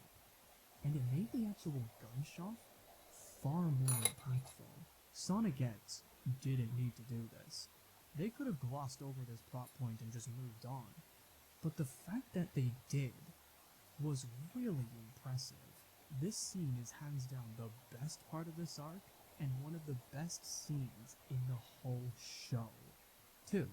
Shadow's character arc was done much better here than it was in the game. This chapter spent a lot of time on Shadow specifically, and showing that he sees Maria practically everywhere he goes. And one of the best changes they made to his story was changing up the scene of him being sent to Earth by Maria. In the game, there was practically no noise in the room, so him misinterpreting her makes no sense unless you play the Japanese version of the game. In the show, however, there are explosions everywhere. So there was no way that Shadow would have been able to hear Maria's last words. Shadow not being able to hear what Maria was saying when she sent him to Earth, in addition to the added explosions and chaos, now gives his character much more reason to assume that Maria wants humanity to be destroyed, which is only then exemplified with the reveal that Gerald completely controls Shadow's memories. For all he knows, those memories could be fake. Those events probably never had him in them.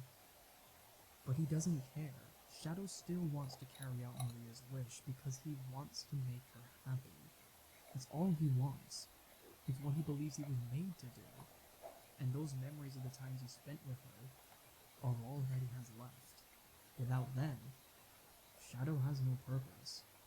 He's just a shell with no end goal. So when he finally realizes what Maria actually wanted, his motivation to fix his wrongdoings makes all the sense in the world, meaning that him doing everything he can to save the Earth, even if it meant sacrificing himself, was all a very natural end to his character.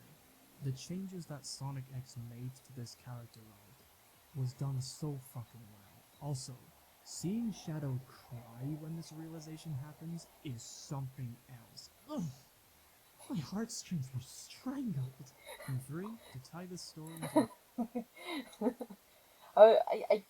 I get so into this, like I get so into that what he says, and he gets these parts that being really really serious, and then he makes some stupid noise or some so that remark in a stupid tone, and I'm just like, okay, I'm out. I'm gonna laugh at this. a handsome little bow, the anime went out on a high note, with having the final battle be played to the song Live and Learn, which just made this scene so much fucking better. And once the final climax is over, the ending to the story is far slower and much more sentimental, as this time, we don't see what happened to Shadow.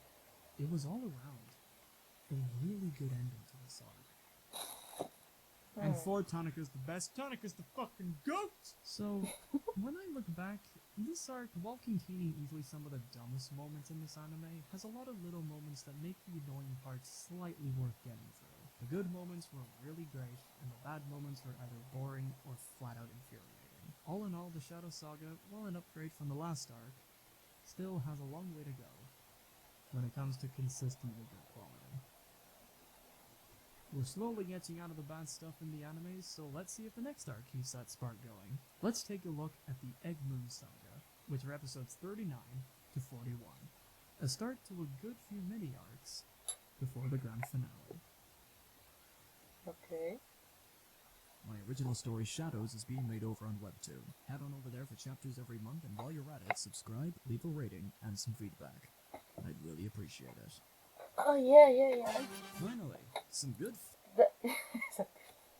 Okay, this thing, I've read it. I've read all the chapters that there are available, and I mean, it is a comic. I mean, I'm not a freaking amazing writer or anything. On the camera, it looks kind of funky. Weird.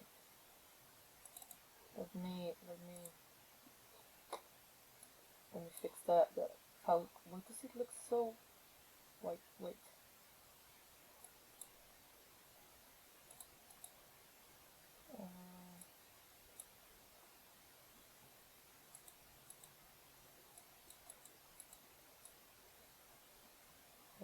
Okay.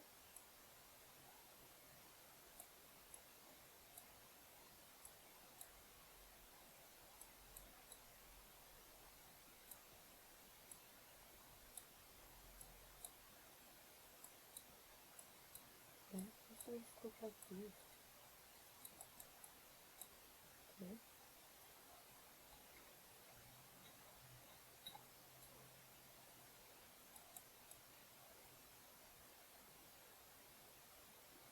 Alright, I'm gonna leave it like that. Okay.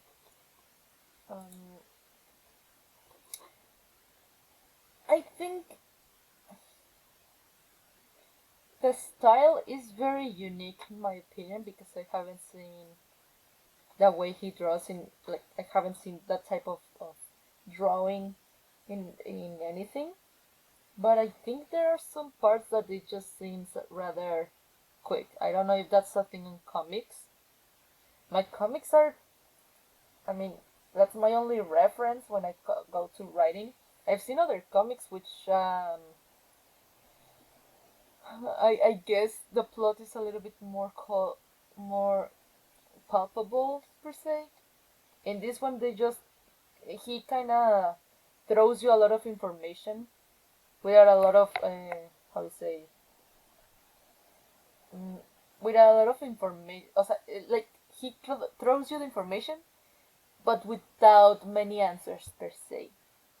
And I guess that's part of it. Like you're going to um, slowly go into it, but it goes really fast because the first two chapters, you're you're in you're in his world, in the character's world, and then suddenly he's getting chased. Like there's not enough to build up with the only parental figure I think he has. And I don't know if it's just it might be biased because I usually I'm usually better at viewing things um, like videos and stuff and actually process it better than just the comic. But I really think the comic goes a lot very quick on just showing you the good parts per se, the interesting parts. And I mean, I'm still reading it because I want to know what happens, and I want to understand it because I don't understand why. I don't understand the why of many things that have been happening in the comic. But I do recommend you reading if you're I really interested appreciate it. in the in well you'd have to read the description to make sure what is it about. Finally, Mostly, ando haciendo stream.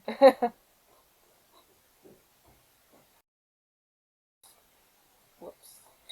What? ¿Qué Oi, my pasó? original story. where's my father? Where's my mother?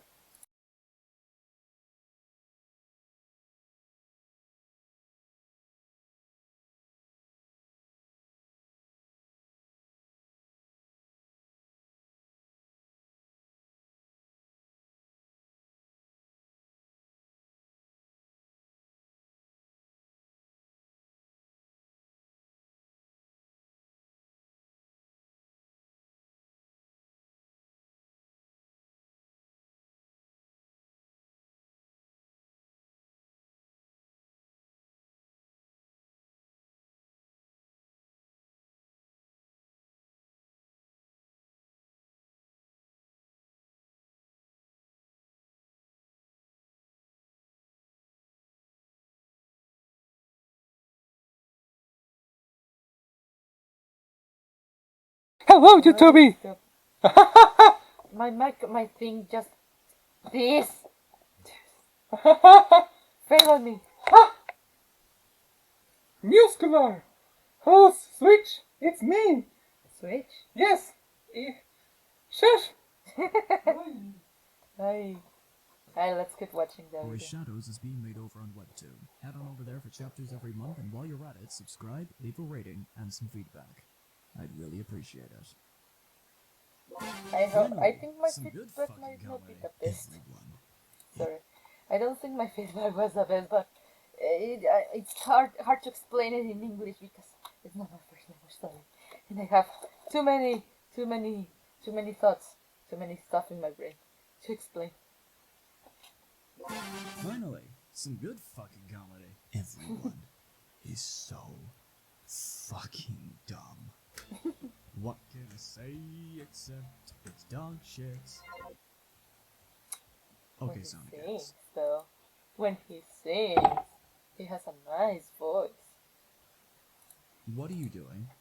How can you have such a good first episode and then give me 2 episodes of some of the most blood-boiling, stupid bullshit I've ever had to experience? Why?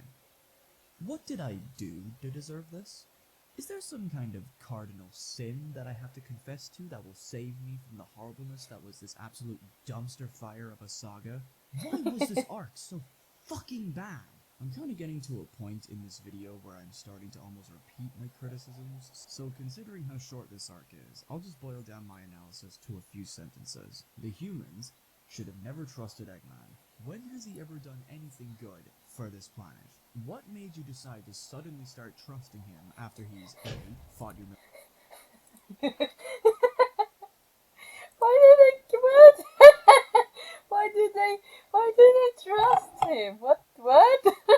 military multiple times in one, B, unleashed a water god onto your city, leaving it completely destroyed and then just leaving, or C, broke into your top secret base, stole your most secret weapon, blew up the top secret base a little while later, and blew up part of your fucking moon as a mere threat to make you guys surrender. I could understand if they tried to pull this shit around the first arc, but after over 30 episodes of Eggman's bullshit, this is just ridiculous. Also, you guys have scientists, right? How did you hear Eggman say that the moon is not moving and not think that that's a little bit odd? How did you not figure this out before the nature-loving blue hippie? It just bothers me so much that despite having mountains of evidence to the contrary, the humans just decide that Eggman is good now and don't see his sudden redemption as anything but suspicious. Everything that happens to you from here on out is completely deserved. You're all dead to me. The comedy is 9 times out of 10 awful. The jokes either don't hit their marks or go on for way too long, to a point where you are aware that the people making this story had to add in filler to keep the runtime going. Otherwise, this arc would have just been 1 episode. And everyone distrusting Sonic for the second time after everything he has done to keep you guys alive. From the American scientist with a boner for domination, the Godzilla monster to the space Godzilla monster, and after everything you've fucking been through with this nature-obsessed stoner, is now just...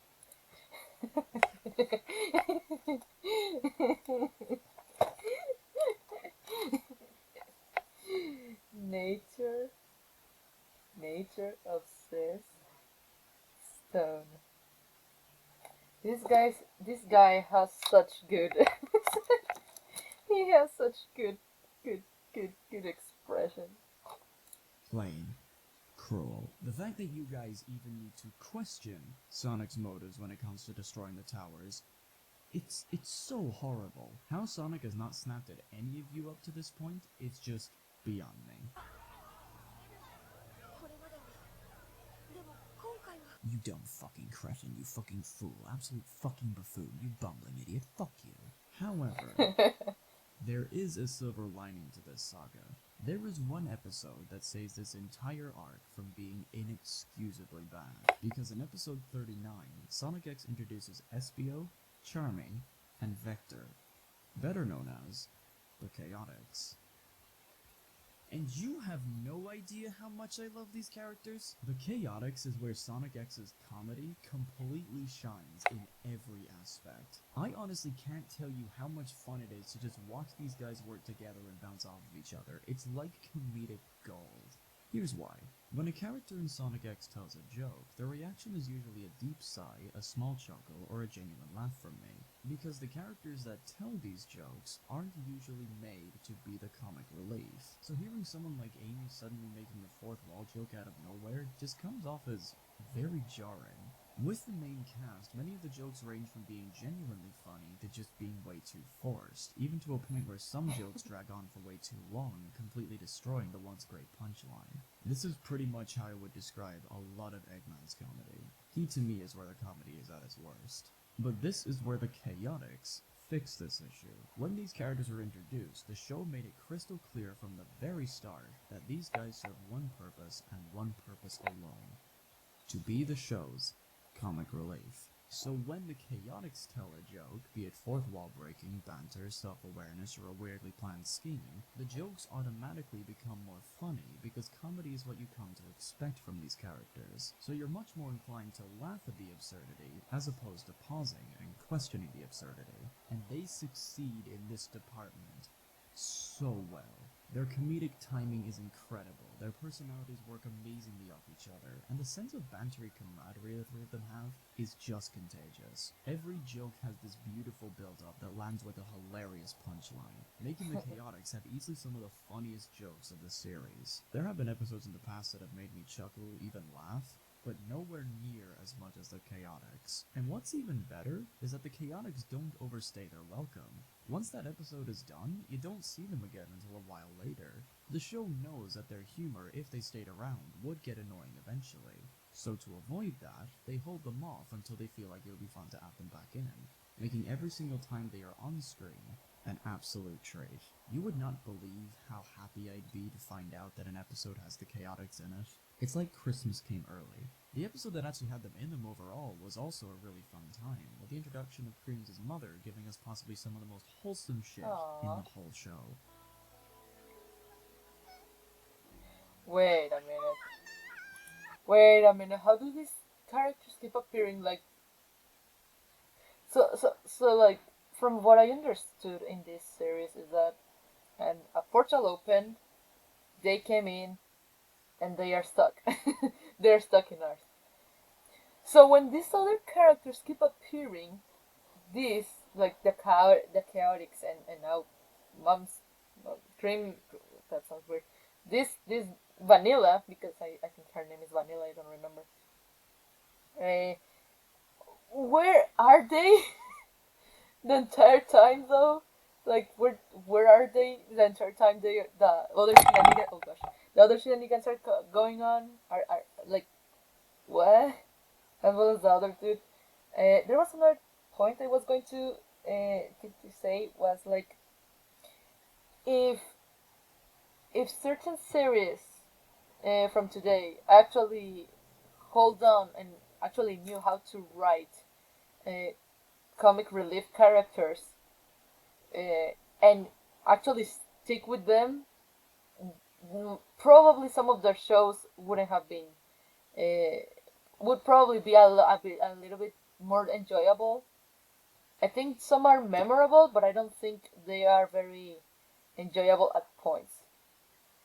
For example, this show is getting such a beating. Steven Universe.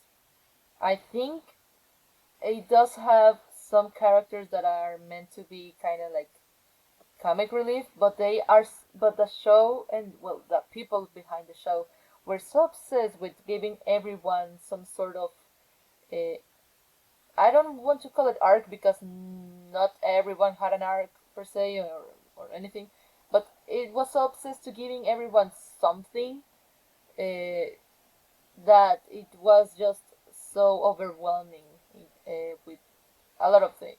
It was so overwhelming to just hang out with even the humans. And then when they open up the plot, these humans and other characters were disposable and very annoying at times when it comes to trying to get into the plot and then into the other stuff, you know. I think the character that was supposedly also comic relief was Ronaldo, and that character is so annoying. I don't think anyone enjoys that character. Everybody knows that dude is the how you say the portrayal of the internet in general. But and I guess that was supposed to be funny, but it's so annoying and so creepy at times. None of the characters I think are good comic relief. In general, the comic relief should have been even Steven, and he stopped being that for so quickly because he's the main character in general. And other characters, there's just not. I don't think there's actual. Oh gosh, sorry about that. I don't think there's actual comic relief in that show, or I don't remember it because it was just I only remember that the first season was good. I remember it having lighthearted stuff. And then season 2 started and it was going downhill very, very slowly. And I guess no one acted. I guess instead of having a constant comic relief, the comic relief was like a volleyball ball and it was just thrown into every character. Like, oh, I'm gonna pass it to you now. And then it was another character being comic relief, and then it was passed to another character, and now that character is a comic relief, which was, I guess, jarring in a sense. Yeah, and special, and then they wanted to give characters some plots which are eh.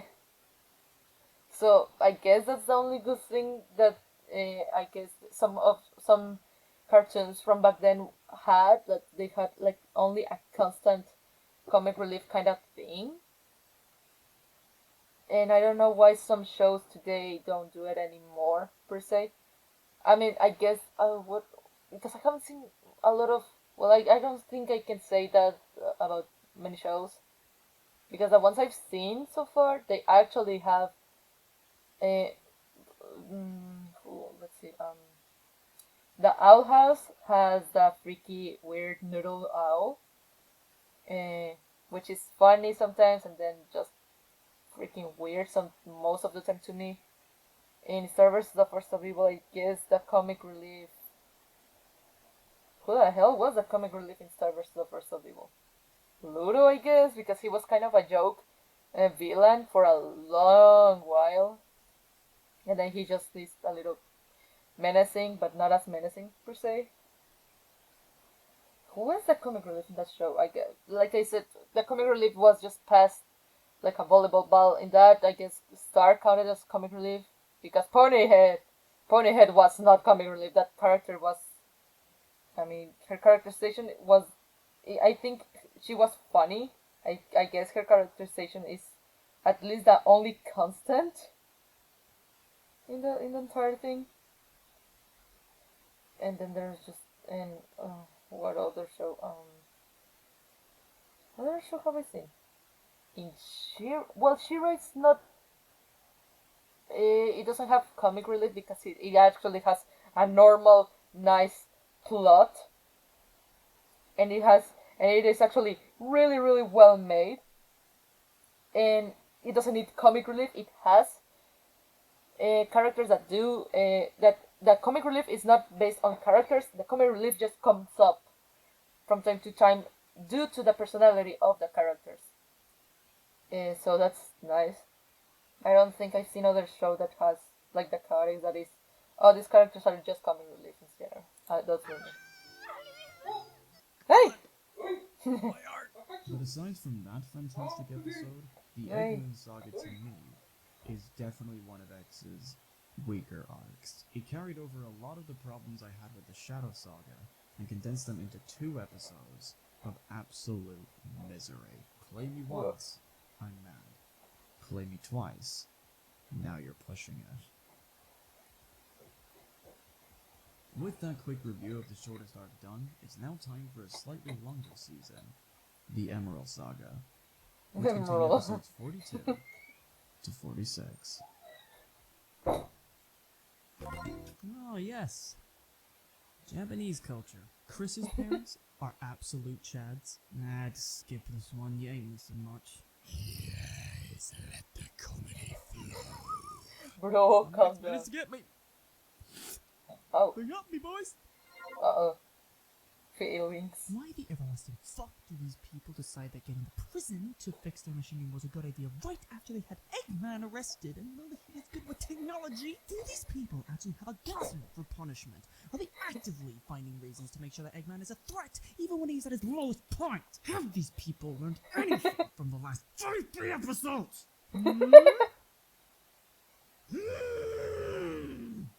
Boy. This is getting Oh, bad. thank heavens, this was a lot Oh, better than no! the first arc.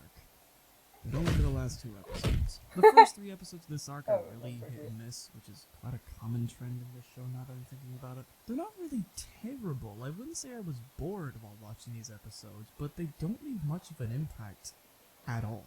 Which is quite annoying, because there's character development contained in these 3 episodes that I think really should have been carried on to later seasons. The prime example being Amy. As I have said before, if Sonic X were released nowadays, Amy would be the textbook definition of a simp. So the anime decides to dedicate an episode. I mean, they released Sonic Boom, and I'm pretty sure Amy still remained kind of a simp there. And then kind of, you know, well, I mean, I only saw one episode and clips, so I don't know about this. But there was this episode where she was kind of doing a feminist thing, and then Knuckles kind of made a comeback with. Every time you point this out as being like an exception, it's just every time it's point out the gender on a situation, it just makes it look like it's like an exception and not the status quo. So there's that. That There are jokes in there that I just don't quite enjoy. So to Amy and explore why she's so obsessed with Sonic. And knowing that her chances are very quickly fading away, how will she deal with the fact that this quest for love is one that will most likely never happen? Well, the answers were quite interesting. Because in this episode, Amy gets a new perspective about Sonic that she's never really thought about. That thing being his willingness to save people being so big that he saves people practically every day. And even though he doesn't get rewarded for it, Sonic just doesn't give a shit. He does it because he's just that much of a kind-hearted guy. Sam even brings up the theory that Sonic does this saving business so much, it might be possible that he doesn't even remember half the people he's saved, and that he doesn't really understand how much of an impact he actually makes on the world. Which, when you think about it, makes a good bit of sense, and it adds a nice little layer of mystery to how Sonic sees Amy herself. Does he see her as a true lover? Highly doubtful. Does he see her as just a friend? Possibly. Or does he see her as just another person he saved a long time ago? Does he see everyone else as that? Is it possible that Sonic is just a kind-hearted druggie? This is a very interesting question that Amy doesn't really have the answer to, and this is where she finally realizes that Sonic is far more He really is trying to sell that idea that he's a that Sonic is a druggie. complex than what she thought. She now knows that Sonic is not this simple character that she can win the heart over. He's got far more stuff in his life to think about. This development was really good, and she even got a taste of the wind blowing through her face, not as a damsel in distress, but as a hero, who just saved the day and loves the high the wind gives to her. She finally got to experience what Sonic's life is like almost every day, and the rush of the wind blowing right past her is enthralling. All of this is amazing development to finally have Amy accept who Sonic is and back off from the simping. Or if the show was released nowadays, Amy would just be a lesbian. So the moment she finally sees Sonic, all that development of Amy's character that was very well done throughout this whole episode completely fucking vanishes. How did you cross the finish line and still lose? Amy just goes right back to square one, making this entire episode and what it was meant to represent pointless. This episode could have had a lot of impact. Why did you do this? Why do they do this? I was watching the criticize of another show called Santa Inc. or Santa Inc. I think it was the name, which also such a bad freaking show as I've heard. That one actually looks a little bit more enjoyable than how to say than High Guardian Spice, because I actually do like the stop motion they use. But they also pull something like that, like they have this character of Santa saying some actually good, insightful thing, and then they just twist it to be like, oh no, it was just a twist villain all along. That was his mistake. That was her mistake. Everybody's a mistake. Why do they? I don't understand. Why do they think that's a good idea to do? Why do they think making these parts of plot to be very useless at the end? How does that work in their brain that oh yeah, this definitely is going to be very enjoyable to the people. This is what they want. This is exactly what everyone wants. Everyone just wants to remain in the status quo instead of changing and actually having some insightful things to think about and actually make a reflection on anything. No. What they want, what the people want, is to remain everybody stupid, so they just keep enjoying the freaking usual stuff without having to put any thought process, any brain cell into actually making people reflect on anything, which I think that would have been more important in a kids TV show instead, and maybe make kids a little bit more insightful. But who knows? I don't think that they will probably go because kids don't think about being insightful at times. Even though that I talk to kids that have had so many reflections that I have never crossed my mind before. It bothers me to no end that it went nowhere. This arc also highlights the best example of Chris's parents really caring about their son, and anyone who tries to say that they don't after all this are actively fooling themselves. These two Chads dropped everything just to see if their son was alright after he got a fever. I don't care if this is irresponsible, that shit's adorable. クリスすまなかった。私はお前のことが心配で。パパなんか嫌いだよ。 Oh, you Whoa, whoa, whoa. What happened there? ungrateful Brussels sprout. However, the gold lining of this arc is, like what I said before, the last 2 episodes. Holy shit, these What the episodes fuck? are so good! Aside from the very stupid way they started this arc, with the cast once again being bargained with a Chaos Emerald when the humans don't fucking own them. Yes, I am going to drive this point to the ground, and no, you can't stop me. There is so much that these 2 episodes do that make watching them entirely worth it. Firstly, the comedy. It really feels like they hired the writers who did the Chaotix to do these episodes, because the runtime is packed to the brim with so many jokes that 9 times out of 10 resulted in me laughing very hard and having an absolute blast. Chuck warming himself up, everybody roasting Knuckles, the one-time Sam's quickly joke landed properly, the super heavyweight match, Bulkin roasting the shit out of Amy, Chris having a legitimately great moment with Danny, Sonic asking Chris to intentionally provoke Amy, Chris one-shotting his dad, E77's running joke of winning by using the Luigi strategy, and Tonic being the fucking goat! The jokes in these 2 episodes are some of the best jokes in the show, and my Bro, what? god, they were so funny. Now, Well, let's talk about what the hell was going on there? Why they were fighting enough? I need to watch this to understand why in anything why this series does what this does. Just back. Oh look, I have quite a few. Oh my god, I have quite a lot of right now. Oh crap, that was good.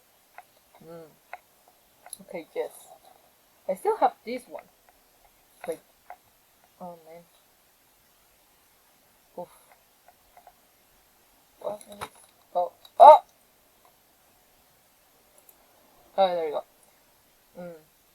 Oh yes, quite. Okay. Alright. Hopefully I still have enough. If not, I'm gonna search for it. Oh, it's really soft.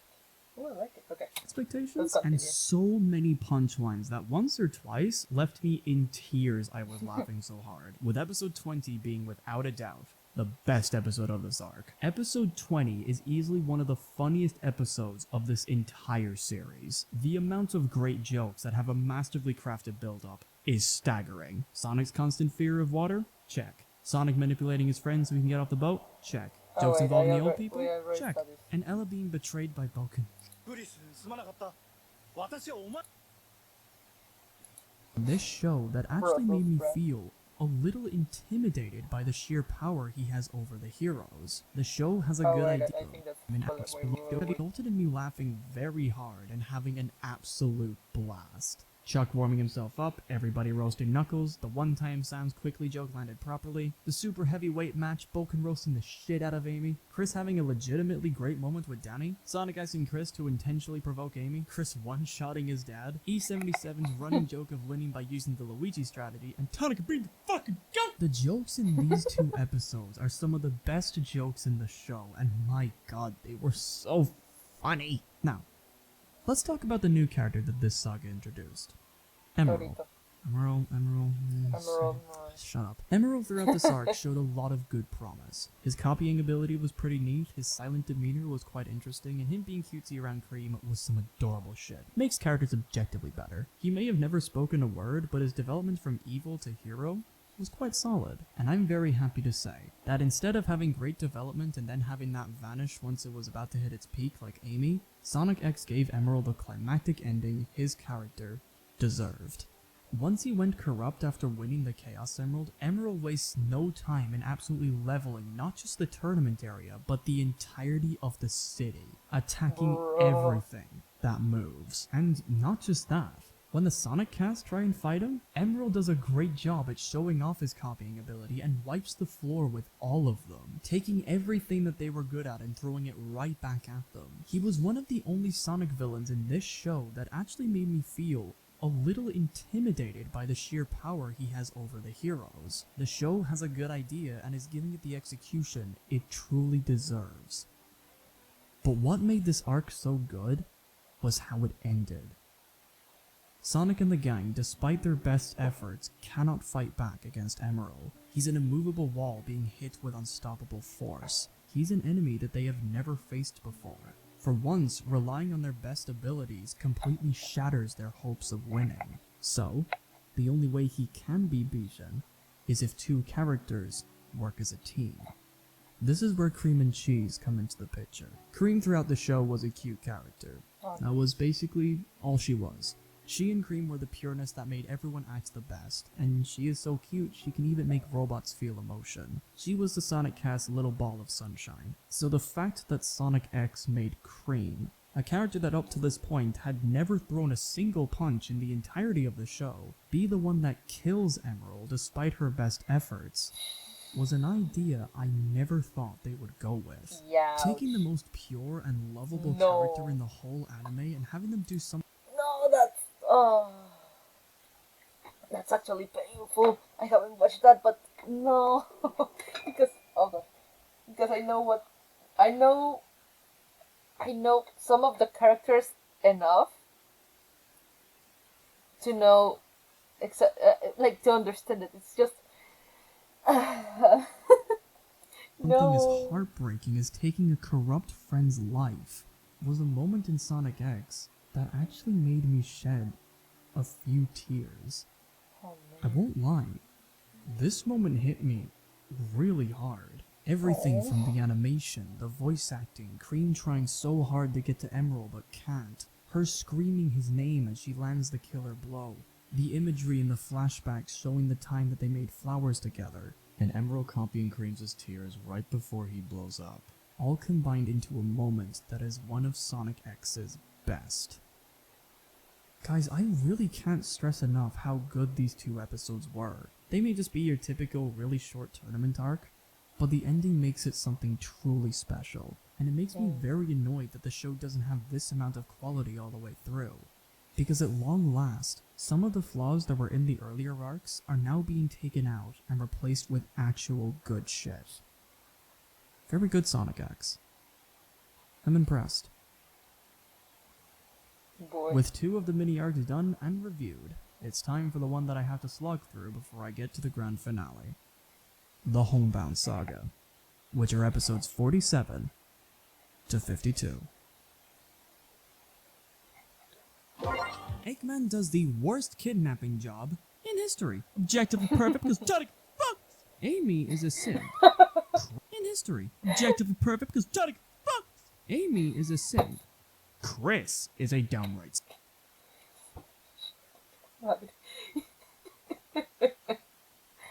Why? I don't know. I don't question. I don't question any of his likings. I don't question. I just find it funny. Okay.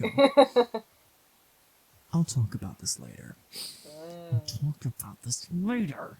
Oh, that song. Oh, my heart.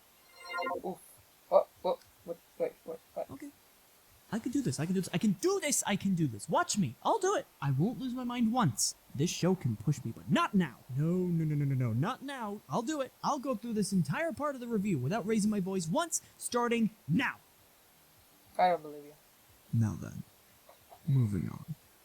The Oh, first he's two forward. episodes of this arc goes back to typical Sonic X fashion of being unmemorable, pointless, schlock. They tried to do the story of there being an old ancient civilization that once was amazing and has technology far beyond that of modern times. It got destroyed, it's lost under sea, yada yada yada. You've seen this story a million times before and they don't make much changes here. It's as predictable and as boring as you can get. I swear to you, I've seen this show like 3 times and I still barely remember what happened. Giant mechs? Check. New metal that was never discovered before? Check. Also, come on. Calling this place Marasia? Was Atlantis not free domain in 2003? But fear not, dear viewer. As opposed to having just a boring arc like the Chaos Saga not too long ago, this arc is filled with the added dumb shit that Sonic X likes to implement. Like Eggman kidnapping a large portion of Guns' troops, only to find out he never took their weapons away from them. Why the captured troops didn't do anything is beyond me, but it gets worse, just wait. In any other show, this would be the moment where he would be arrested right then and there, but this is Sonic X people. They don't play by the rules. So the way he escapes is by doing this. カオスエメラルドがあんなに For what? I have seen Looney Tunes shows that are more consistent than this. I was watching this alongside a friend, and he actually pointed out a plot hole that went right over my head the first 2 times I watched it. The way this story kicked off was that, in a nutshell, Knuckles found this very ancient map that leads to the lost continent of Marasia and contains the location of the world's belly button. This map was then sent to a museum to be studied. This map was then posted online for all the world to see, which was how Eggman was notified of its existence. Eggman then sends Boko and Go to get the map.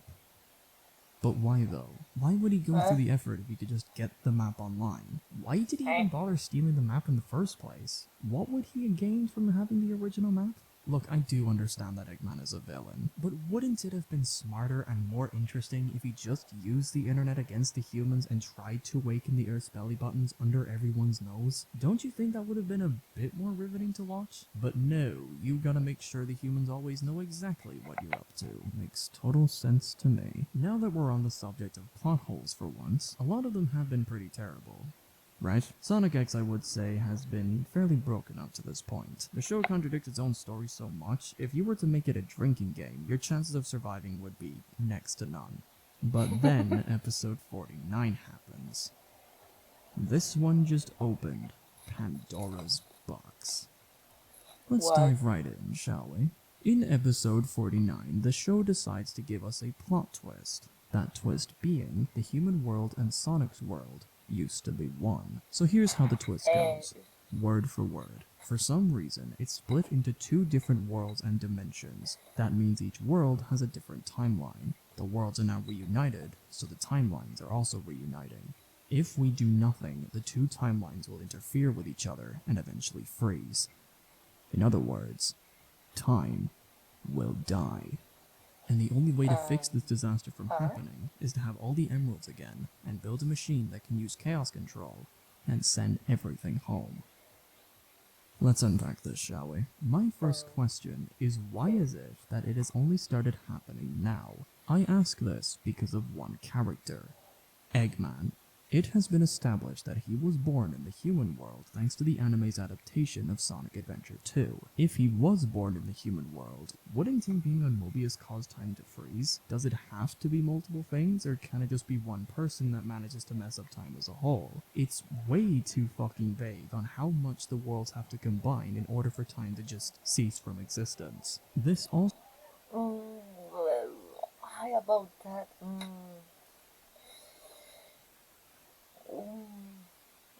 I mean, unless it's a fixed point already, which the fixed point or the split could have happened with with the granddad. I think it's the granddad of Eggman. I don't know. I think it happened there. The split could have happened there, and they just pop out of existence in that world. I guess that's an explanation, but I don't know if the other confusing points to actually think that's plausible. raises another question of how Eggman got to Mobius in the first place. How did he get there? When did he Oh, get well, there? that's How did he even know of his existence from the start? That's some pretty vital information, but the show just never explains it. So I just have to assume that either Eggman's existence for some reason doesn't count, or that more realistically, the writers just kind of forgot that twist from the Shadow Saga and moved on like Eggman's existence doesn't completely contradict this new narrative. In addition, this makes Shadow's appearance very strange, because if Mobius and Earth were split up, how in God's name did they manage to make Shadow look like, well, this? It was wildly convenient that he looked somewhat like Sonic from the game before, but now it makes no sense as to why exactly he looks like a Mobian, when Gerald Robotnik most likely had no idea that they even existed. What, did Maria want a persona or something? Nani the fuck? And lastly, the Chow.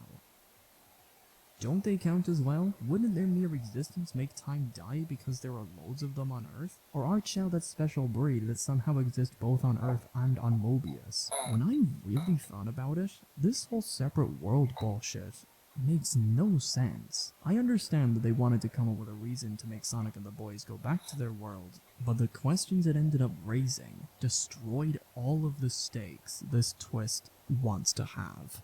There is also Chris, being the world's biggest creep and quickly becoming the most unlikable character in the show, but I'll hold it off for now.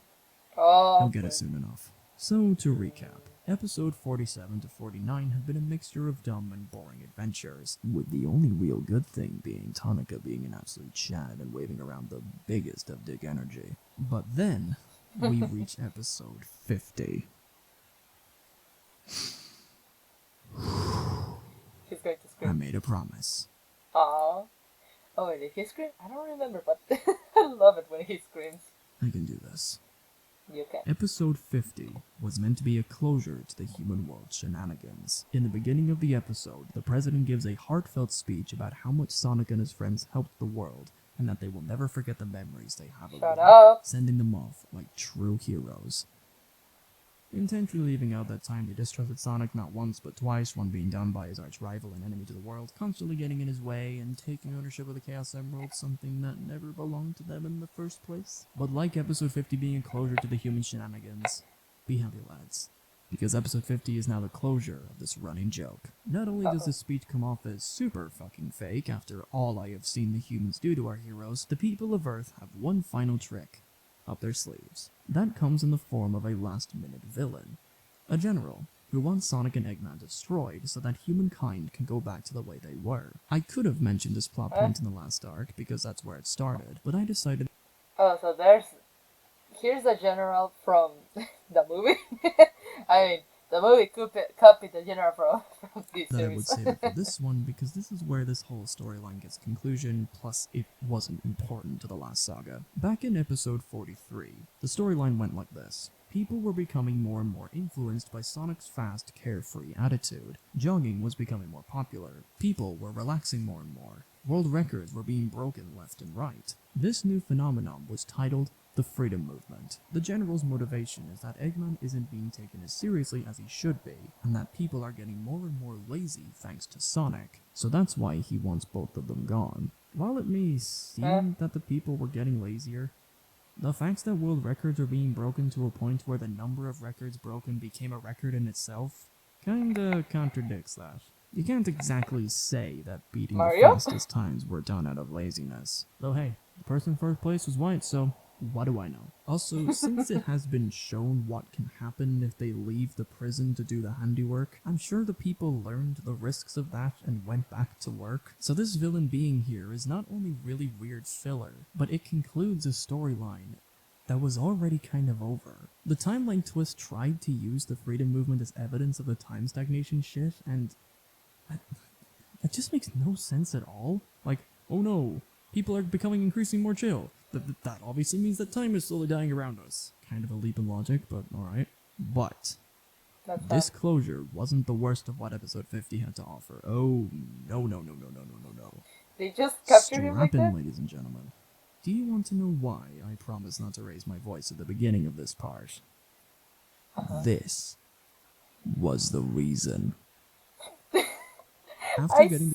I remember watching this and I don't think he screamed, but I so want him to get mad because when he gets mad it's very, very funny. the chip from Eggman that will complete the machine to get them home, because Eggman somehow knew exactly what to build for Tails and Chuck without even knowing they were building such a device, but whatever. The machine manages to work, and all the Sonic characters are sent home. Emotions are high, character arcs get closures, and everything is looking to be bittersweet. I'd be lying in saying that some of the scenes didn't make me almost tear up.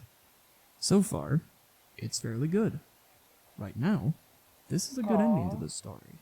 And then, it's finally time for Chris to say goodbye to Sonic. This is it. This is meant to be Chris's moment. After 50 episodes of being with Sonic, Chris finally has to let Sonic go, symbolizing the end of his character arc. Yes. And all was going well. But instead...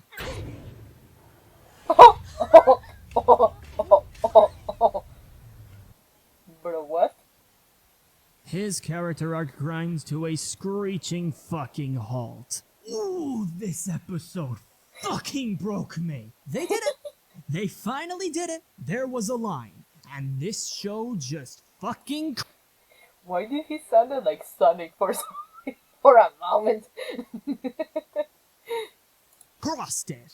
Throughout the story, Chris had to get lectures from a couple of different characters, the main ones being Mr. Stewart, his Uncle Chuck, and Eggman about letting Sonic go. These scenes were to build up to the moment in episode 50 when Chris has to accept that Sonic is no longer going to be with him. He will have to live a life without him, and despite that being sad, that's perfectly okay, and that moment was to show us that he's finally developed as a character. He was now mature. He's now, dare I say, likable. I cannot believe that after everything Chris was told, everything Chris had to learn, everything that was building up to Chris finally maturing as a character, just stops for a quick subversion of expectations, just so that the show can add another episode of Chris being the most unlikable piece of shit in the whole anime.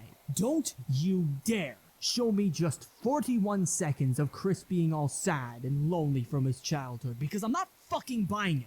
You had your chance to explain this shit throughout those 50 episodes, and you failed. There is no reason as to why he is so clingy towards this blue passive piece of fandom filth. Episode 51 should not have happened. It should.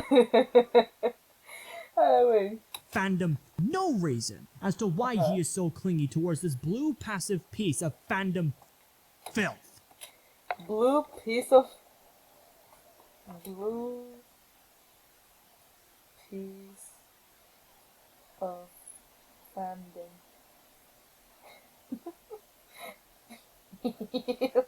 Oh, I can apply that to many other fandoms. Episode 51 should not have happened. It shouldn't. It just shouldn't. It goes against everything that Sonic was building up to, and to make Chris do this after knowing that time itself is in jeopardy and that this is Sonic's only chance to go home, and to have the gall, the absolute fucking nerve, to have Chris wonder why Sonic isn't angry at him after what he just did, is a level of rage-filled stupidity that would get me kicked off YouTube if I was to put it into words. So let me condense them for you. Fuck these 2 episodes. Fuck these 2 episodes. Fuck these 2 episodes. Ah, he's angry. So angry. Angry. I'm good now. I'm good. I'm good. No, you're I'm not. good. No, because there's other I'm good. episodes, man. All is fine. All is right with the world. Right? At least, after this dumpster fire of 2 episodes, I can at least talk about episode 52. Which, to be honest, is fairly well done. Episode 52 has all the jokes. It has all the wholesomeness. It has all the characterization that makes me like watching the show when it's good. And Amy's reaction to Sonic coming back, while still a little bit simpish, actually hit me pretty hard, with the song being one that hits me in all the right feels. Aww.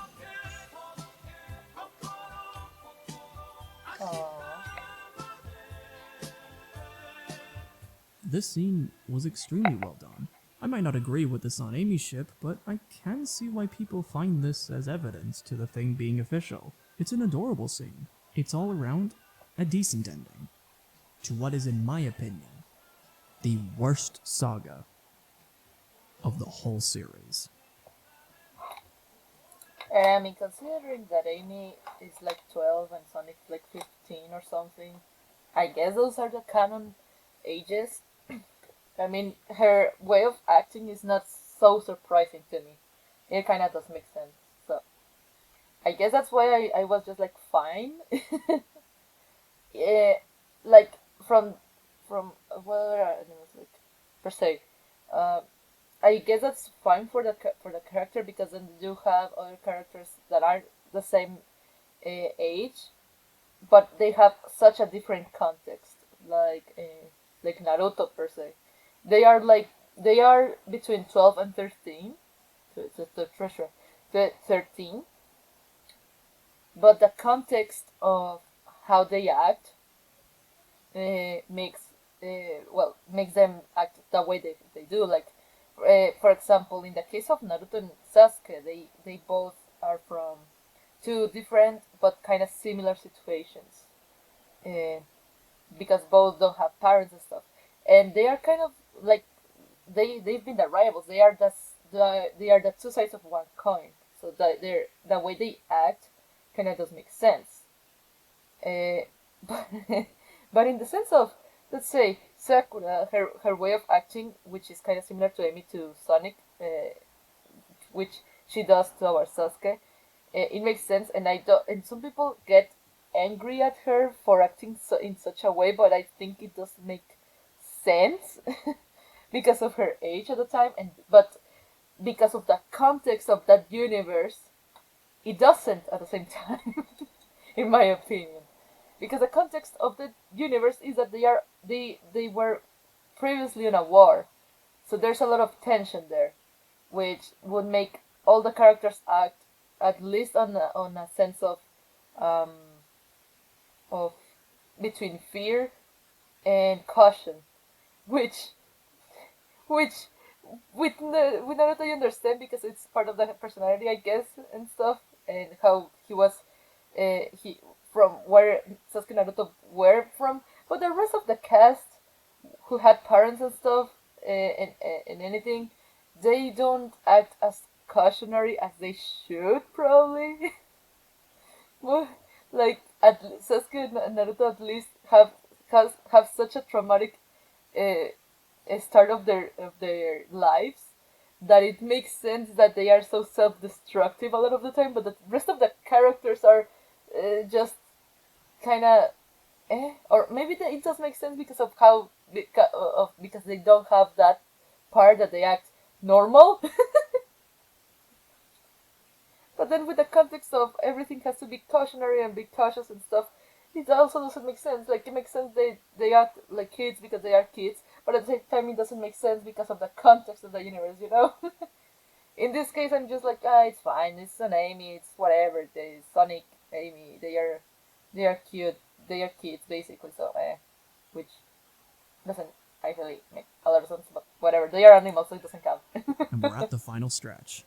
It's now time to review the saga that made Sonic X go from okay in some people's eyes to something that ended up being pretty good.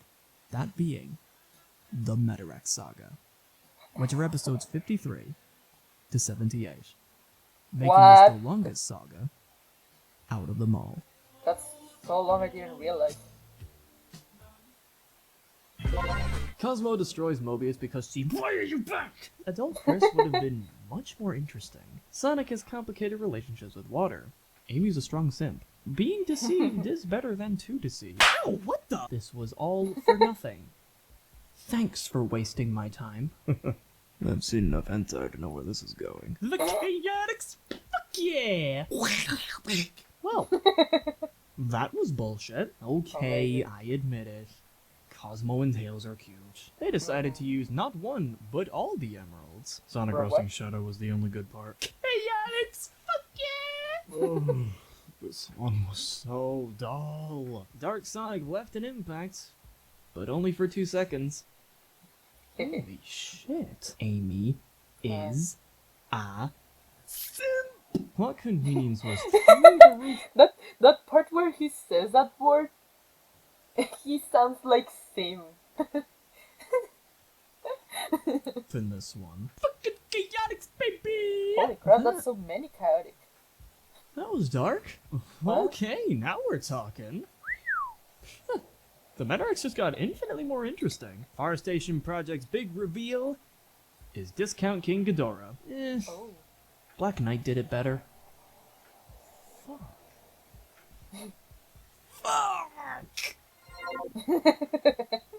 Okay, Sonic X. Dang. You've done a lot of something. There is a lot to talk about here. Now that the humans are finally out of the picture and Sonic can finally be with the gang alone. Oh, you fuck! The show decides to explore the beauties and the worries of the world of Mobius by immediately unleashing an intergalactic threat with a new alien race, who then steals the planet's life source and make the characters immediately go to space.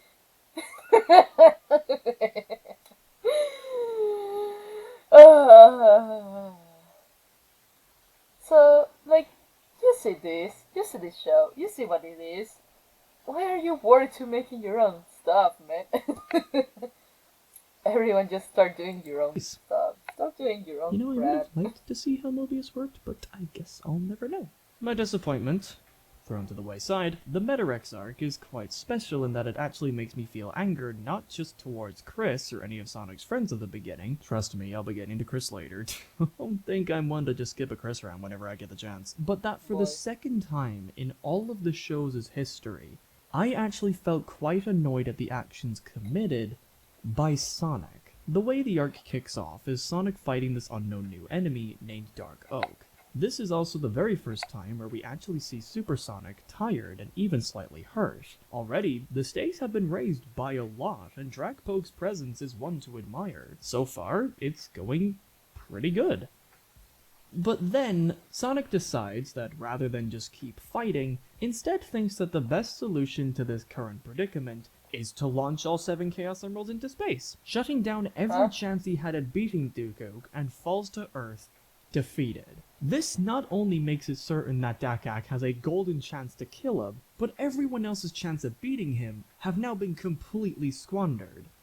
Sonic just went full-on Galaxy Brain in this moment. The only reason he survived this very brain-dead decision was because Doc Ock conveniently didn't attack him. Despite having all the power in the world to do so, the show attempts to explain this absolute nonsense decision by claiming that Darko's chances of winning at that moment was very low. Bitch! Yeah, right after Sonic blew the Chaos Emeralds away from him and is clearly falling to Earth. Completely unconscious. Buddy, I don't care if you got hit with one of the emeralds. You could poke Sonic's unconscious body and have him drift out into the dark depths of space without even trying. But alright, show. Alright. Whatever you say. If you thought what I just said was dumb, strap on in, because this is only the start. Say hello to Cosmo the Cedrian, X's new addition to the Sonic lore. She is the lone survivor of an attack from the Metarex not too long ago. Her whole purpose at the start is to warn Sonic about the Metarex attacking Mobius, stealing his planet's egg, and asking if he will fight the Metarex. The reason why the planet egg is so important is because without it, Mobius would slowly become an inhabitable wasteland, and life on the planet would be no more. In simple terms, egg gone, death slung. So it's quite important that she relays this news to him as fast as possible. But she's very committed to telling only Sonic, because even though she knows this planet's remaining lifetime was cut drastically fucking short, she refuses to tell anybody else about the problem, until all the damage she was worried about happening to this planet is done. Which just kinda makes her saying, "I must protect this planet" right after everything that went down, kinda just really rub salt in the wound.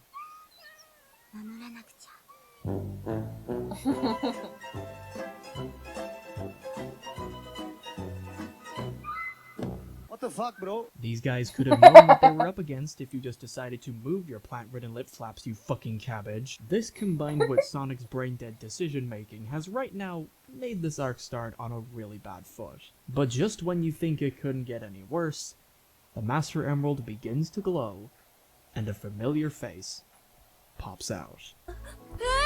Oh, come on! Yep, Chris is back.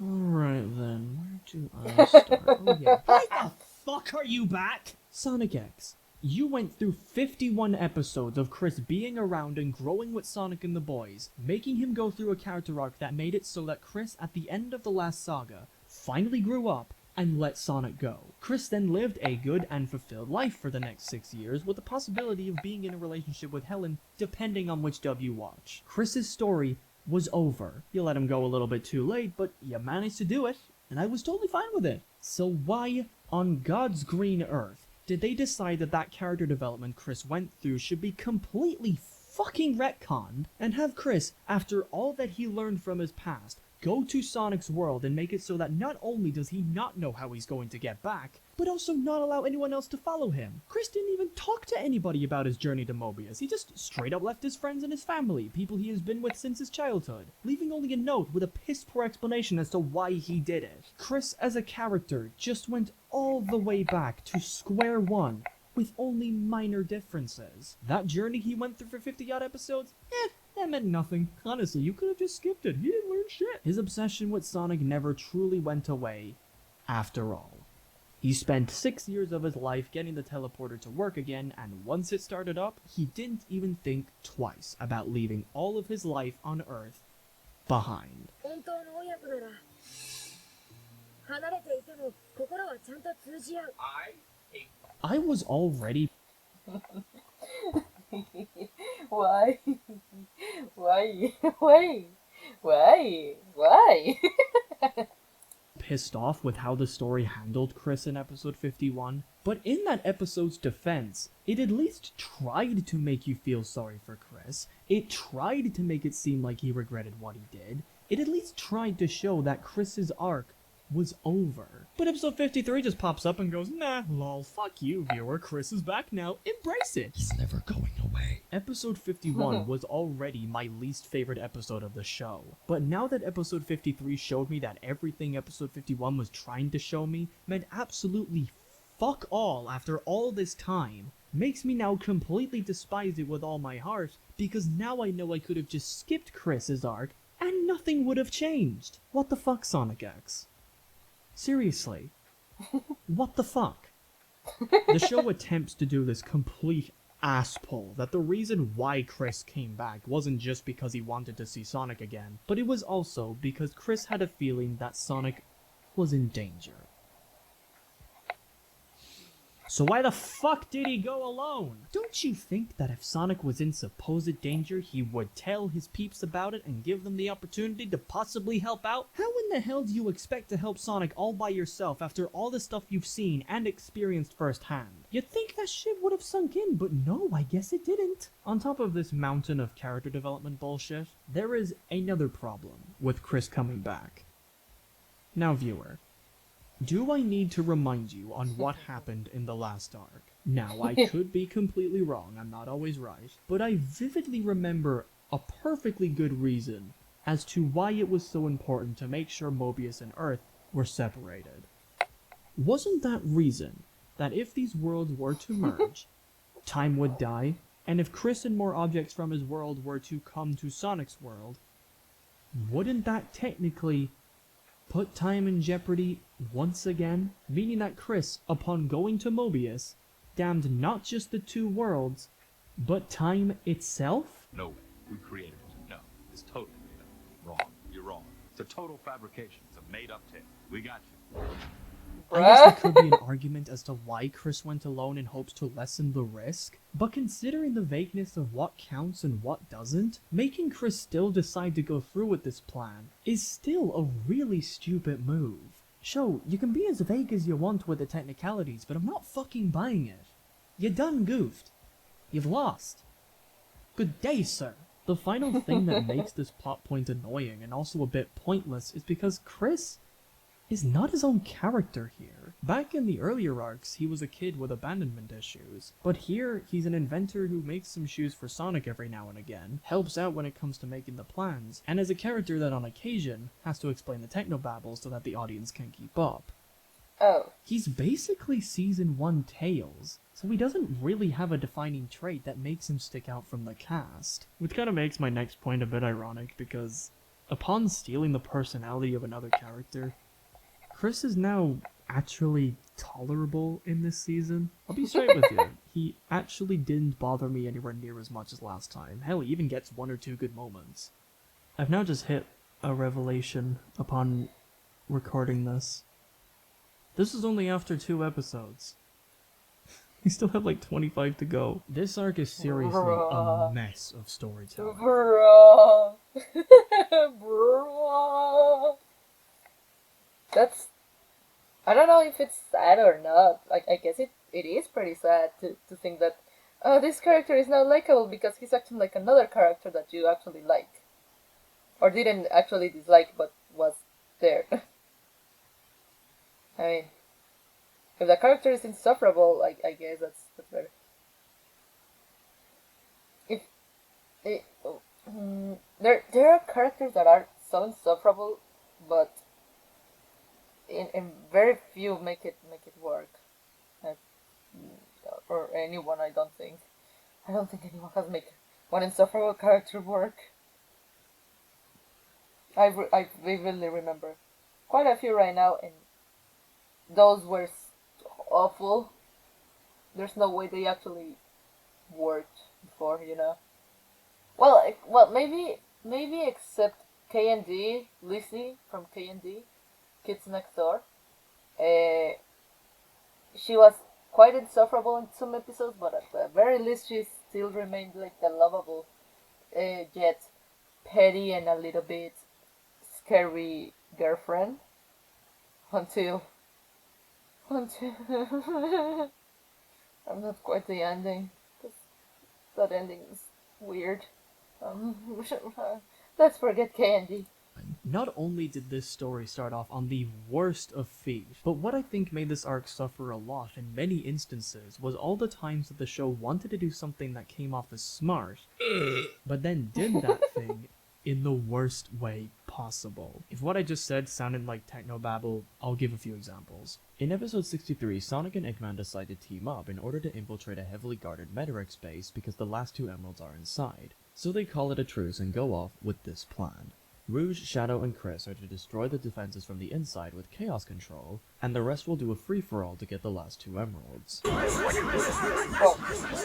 At this point in the story, Sonic and the boys have 3 emeralds, and Eggman has 2. Eggman, throughout this whole saga, while not being the main villain, is still very untrustworthy.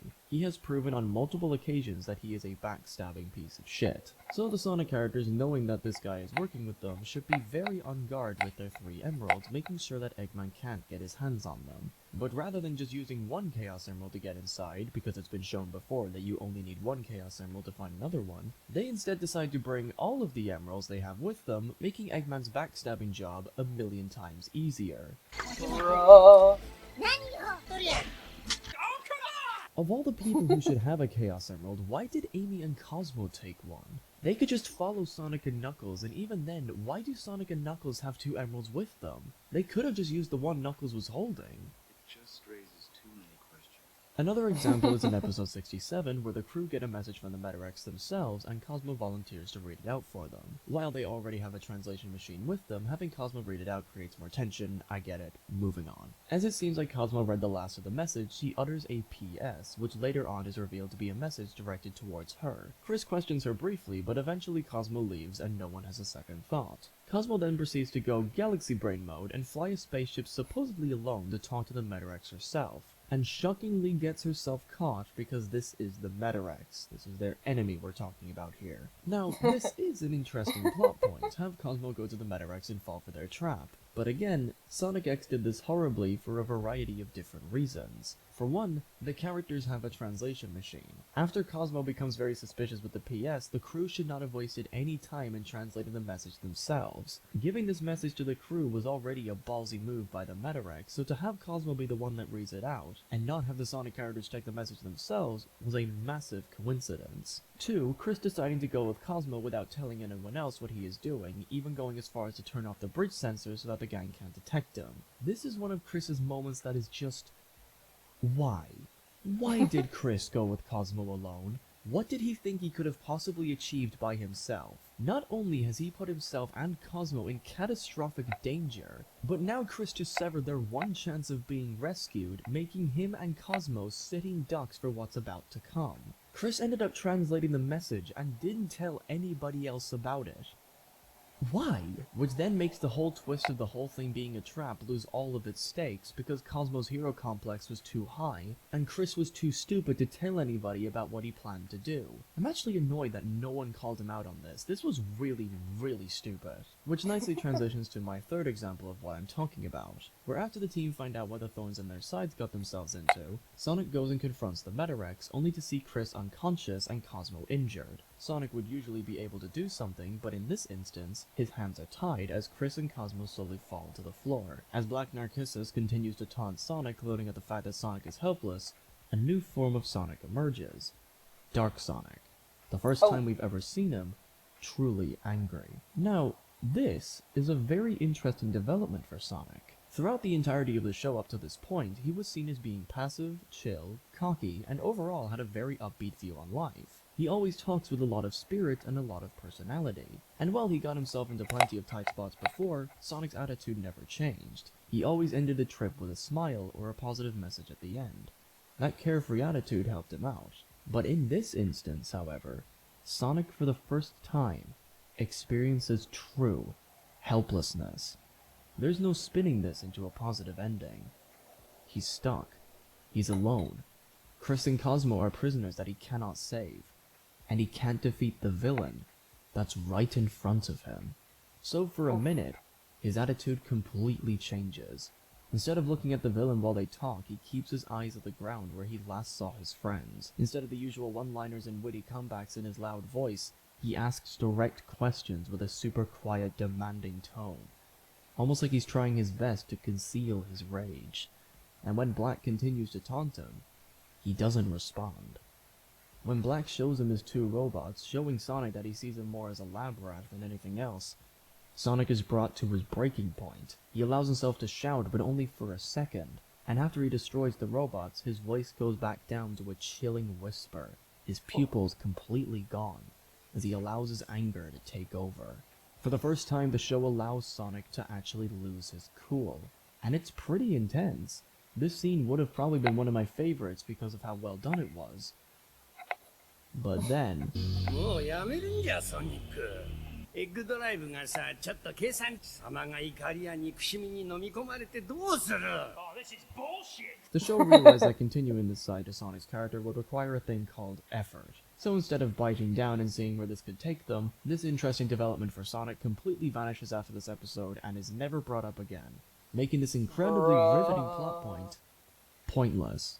These three examples, I believe, highlight the moments where this season's writing was badly done. All of these moments had lots of potential to be something great, but the way that they were executed did not do them any favors at all.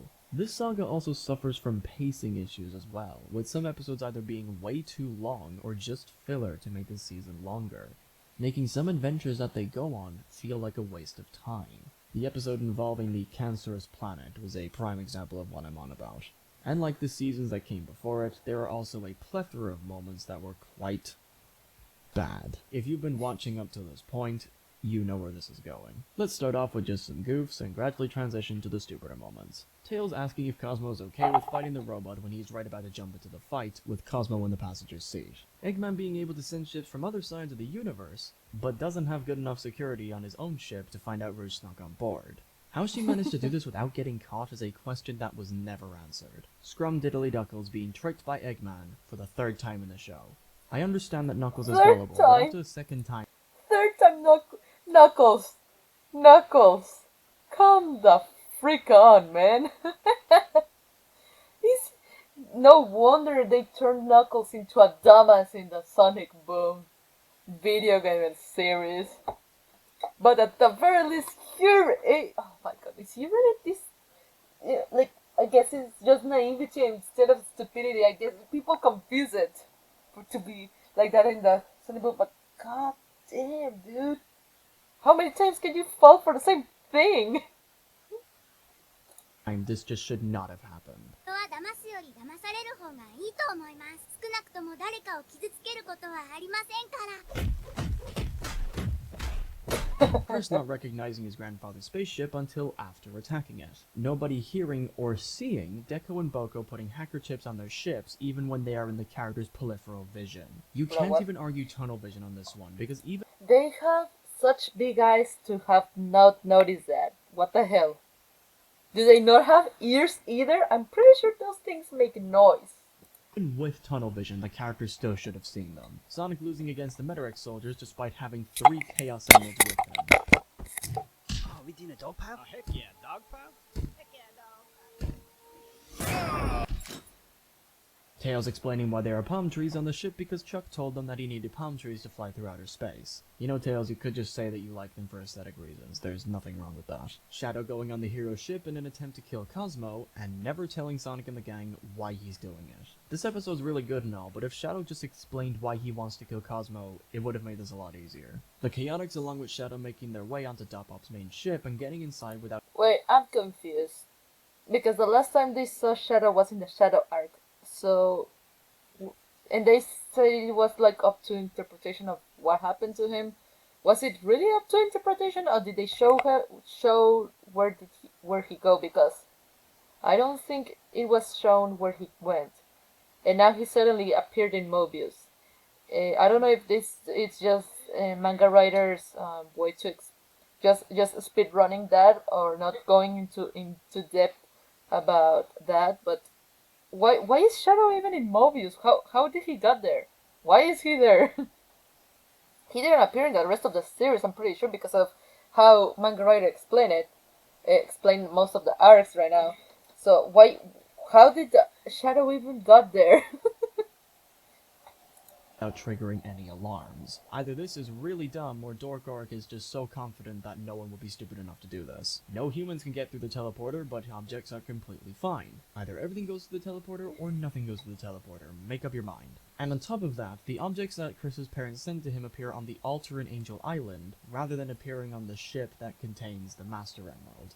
How were they able to send stuff to Chris from Earth? Chris explains that he linked up to the Master Emerald's energy. But the Master Emerald was in space at the time of the stuff arriving. So if the teleporter is still linked to the Master Emerald, wouldn't all that stuff the Thorndike sent be on the Blue Typhoon and not on Angel Island? This, like many other moments, was never explained. In episode 74, the Metarex find out that Eggman has been stealing information from them, and for some reason, don't kill him. I get that Eggman helped them out, but this is the Metarex we're talking about. These guys have killed millions of people and hundreds of planets, so why are they keeping Eggman alive as a prisoner besides plot convenience? They have a lot of his tech, he's pretty much dead meat now. But the biggest, and in my opinion, the stupidest plot point that I want to mention, is the last big twist of the whole saga. It is revealed that Cosmo has been, in fact, an unintentional spy for Dark Yoki, and has been his eyes and ears ever since G appeared on Mobius to the time this twist was revealed, with Duke Oko later saying that everything that has happened in this saga all went exactly to plan. The way this twist was revealed was very effective. It had that nice punch a good plot twist would have. But when you really think about it, this twist is so fucking stupid. So you mean to tell me that all this time, Lucas Ucas had full access to what was going on with the crew pretty much 24/7? All their plans, all their strategies, what else have you? This pretty much means that at any time, he could have just killed them without them even knowing it. This moment, he knew about it. This moment, he knew about it. This moment, he knew about it. This moment right here, sure as shit he fucking knew about it. The Metarex were shown to be cruel, heartless, and above all, ruthless. They would do anything they can to get the upper hand. They have shown on multiple occasions that they do not care about casualties if it means that they can win. And considering that Sonic and his friends are the biggest threat to his plan going wrong, Drax Oax, knowing that Cosmo is around them at every crucial moment, should have wasted absolutely no time in making sure that they were wiped off the face of the universe. So how, in the name of God, did these guys survive for this long? Logically speaking, they should have died many times over. This would have all made complete sense if Dark Ox was shown to be this sadistic bastard who loved the chase and has a very prideful personality, but he was never shown to have that. In this whole saga, he was shown as being cunning and cruel, quiet and careful, collected and ruthless. So this twist, rather than making him come off as this super intimidating villain, instead makes him look like a complete fucking idiot who doesn't even follow his own logic. This didn't all go according to plan, my guy. The reason you ended up It didn't somewhat went according succeeding to and the becoming a cat. lame Godzilla ripoff was because you got extremely fucking lucky. So, yeah, the Metarex arc in short is a colossal mess in terms of its plot. There are just far too many questions raised that were never answered, and there were so many moments that are either really stupid, completely pointless, or very badly executed.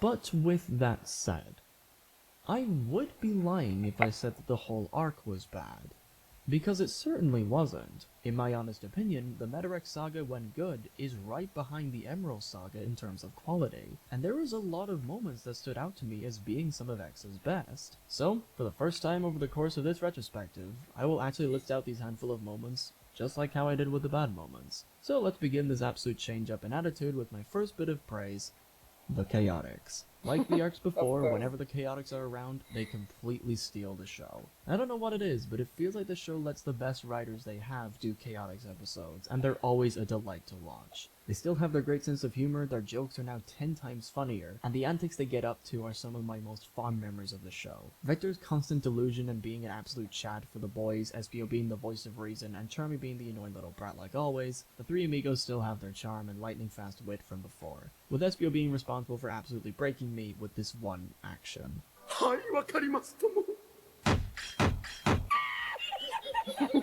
The episode where they try and get Tails and Cosmo together for the entire duration of it was some really good shit.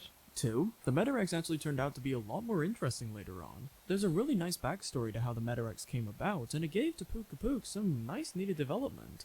The fact that all this started over a betrayal was some really interesting shit. 3. It seems like the animation received a massive upgrade from the other arcs, because this season looks a lot better now. Fight scenes now flow better and have more weight, with the fights now being upped in scale and impact, like the final battle and the occasions when Zelkova is around. The expressions on the characters feel far more varied and much more lively than previous seasons, with the show doing a great job at sometimes getting the message across by just having the audience look at the character's expression and without using any dialogue.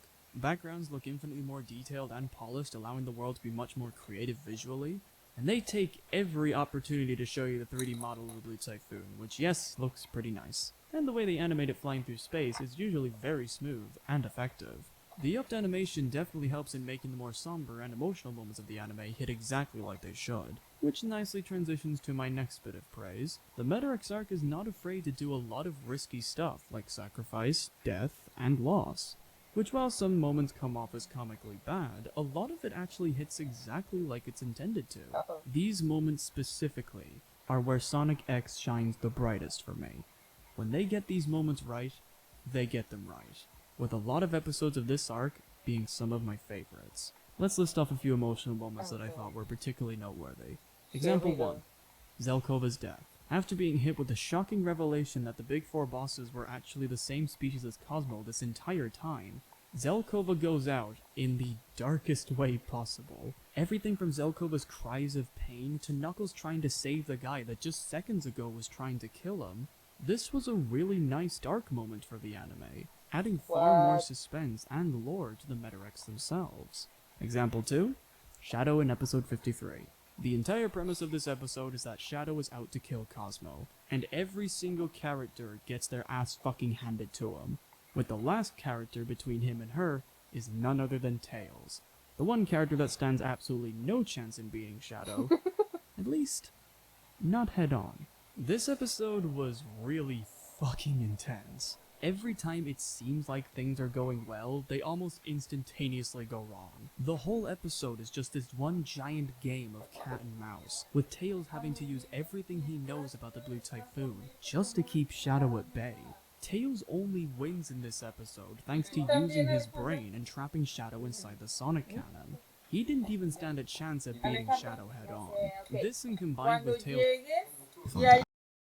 to erase the evidence of the experiments that took place on the arc, Cosmo for he knows about the Blue Typhoon, just to keep me as being some of X's best. So, for the first time over the course of this retrospective, I will actually list out these handful of moments, just like how I did with the bad moments. So let's begin this absolute change up in attitude with my first bit of praise, the chaotics. Like the arcs before, whenever the chaotics are around, they completely steal the show. I don't know what it is, but it feels like the show lets the best writers they have do chaotics episodes, and they're always a delight to watch. They still have their great sense of humor, their jokes are now 10 times funnier, and the antics they get up to are some of my most fond memories of the show. Vector's constant delusion and being an absolute Chad for the boys, SBO being the voice of reason, and Charm.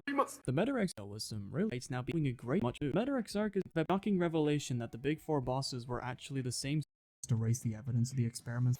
Fun to add them back in, making every single is none Sorry, other I'm than moving Tails.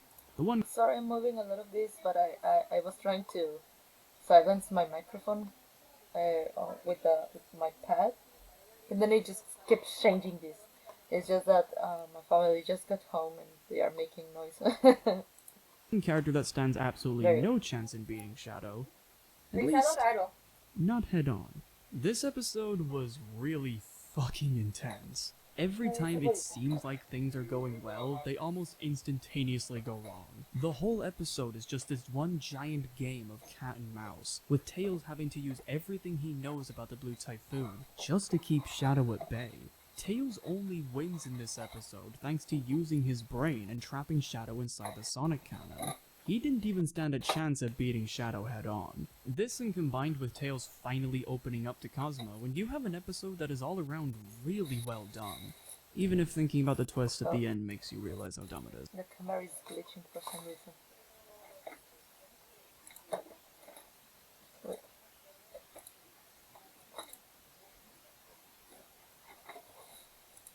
Example 3. Tails' development. Tails for most of this show has been riding behind the coattails of Sonic and the gang, with the only thing he supplied for the story so far were an exposition dumps and occasionally being the extra platform for Sonic to just jump back into the action. In this arc, however, Tails has to take on the role of the team's strategist and the team's leader, coming up with plans on the fly in sometimes very dire circumstances. He grows from being this naive big-brained child who always idolized Sonic to becoming a pretty hardened warrior, with the anime showing him having many moments of being his own version of badass, like taking out a snake Metarex with a giant wire, figuring out how to escape the Metarex on 1 or 2 occasions, and single-handedly takes on Shadow and wins, like what I said before. Tails goes from being Sonic's cheerleader and mechanic to being his Where did he shoot Shadow to? own character that stands on his own 2 feet, even managing to win the heart of Cosmo, which while not being the most fluid of relationships, it was still really cute whenever the two talked and worked together. Their chemistry was handled pretty well and transitions to the next example of some of the few great moments in this arc. Example 4, the final 2 episodes. If there was one thing I didn't expect to feel when I rewatched Sonic X for this retrospective, it was to actually feel sad at the shit that was happening. After everything that the Metarex can throw at the Sonic characters to a point where not even their super forms can take them on, Cosmo, a character that for most of the anime has been constantly getting herself in trouble, decides to finally blossom into a useful character one last time, fusing onto the Black Seed and gives the crew one final shot at beating the Metarex. The cost being her life. The one who decides to pull the trigger that will end her is none other than Tails himself. This is the scene that I think did not need to be as good as it was. This, right here, is how you make a death scene emotional. Once Tails is sat all alone in the control panel, all that can be heard is the beeping of the controls. The beep slowly getting louder and louder as the scene drags on.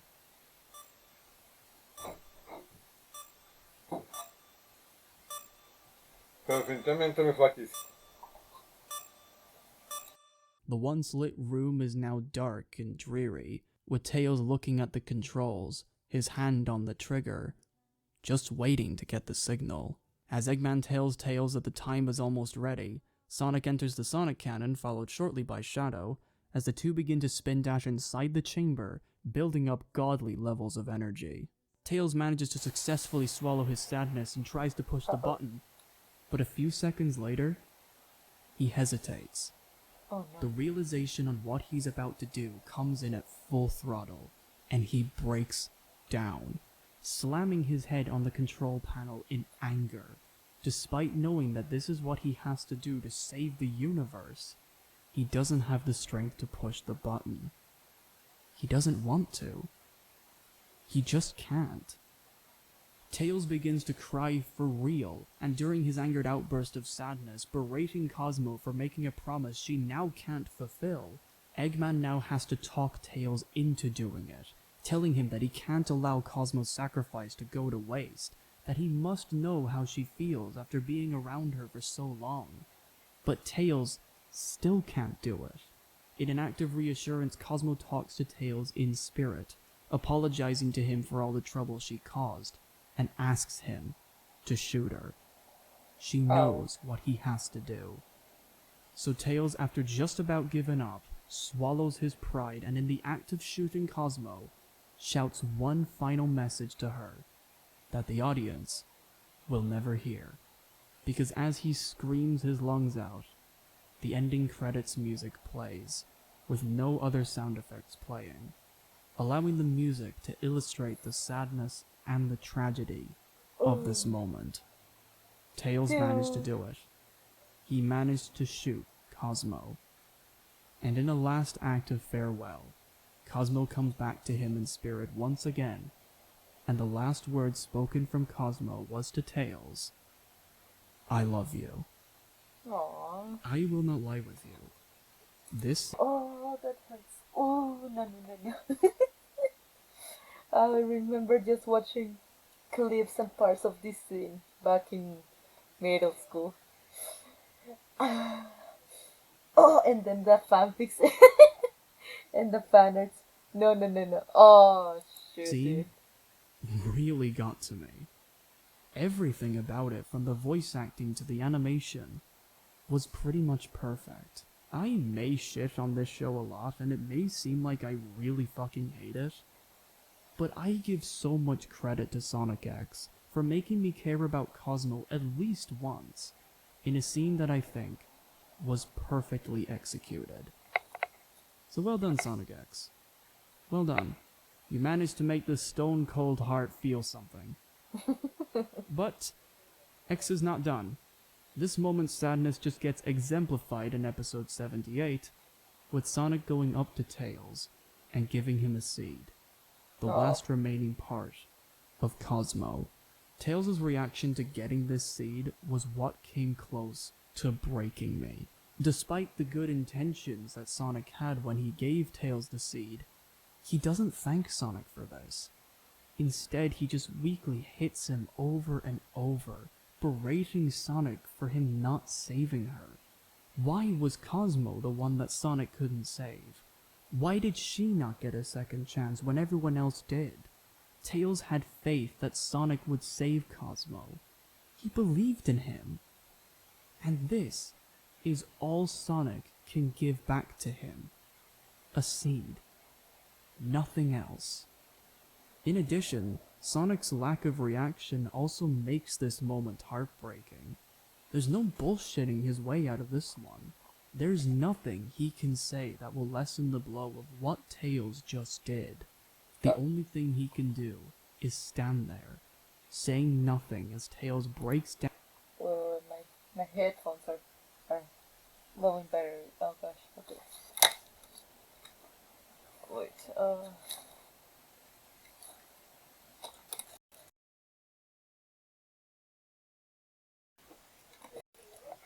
because right now.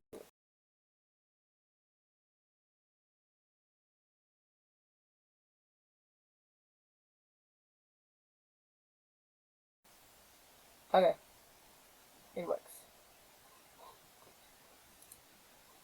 Okay, fine.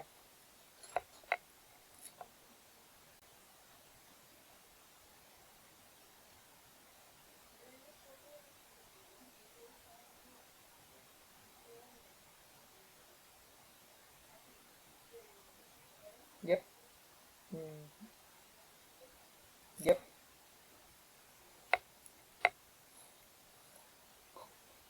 The camera also kind of failed. Wait.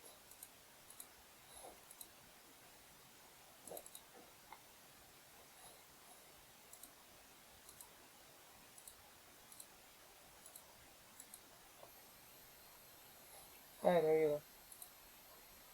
There you go.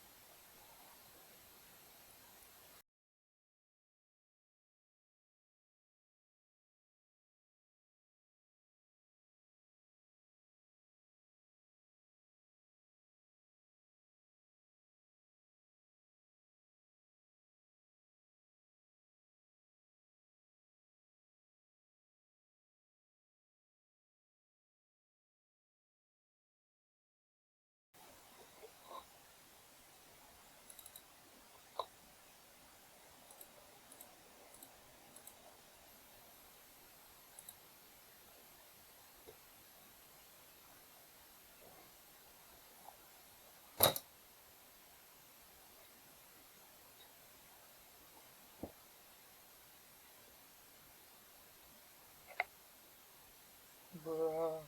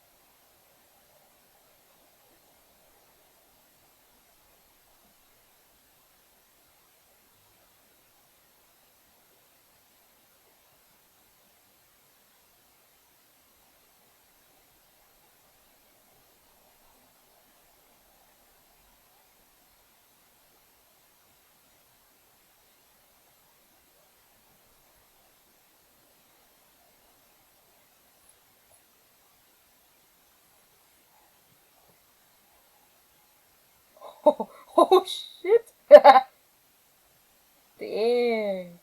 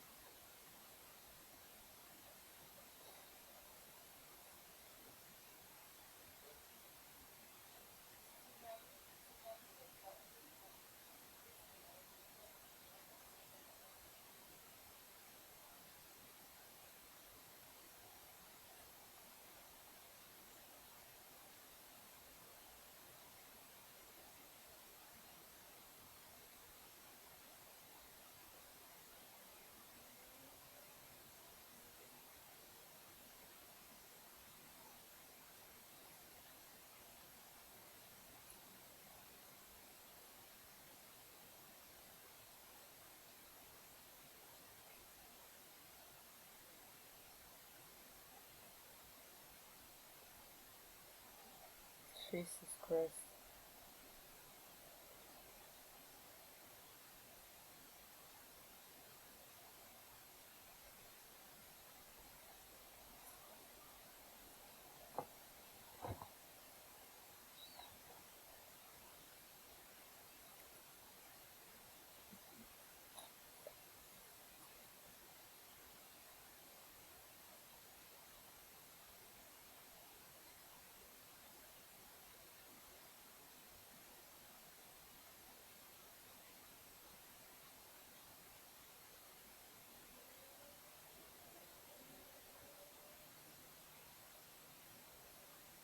Surely. Holy crap, man.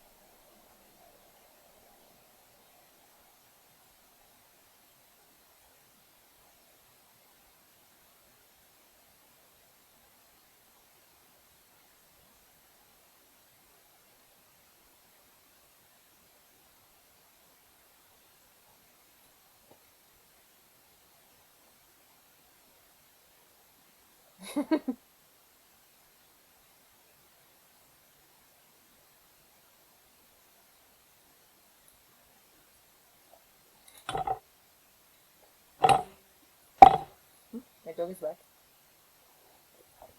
Ah, kitties.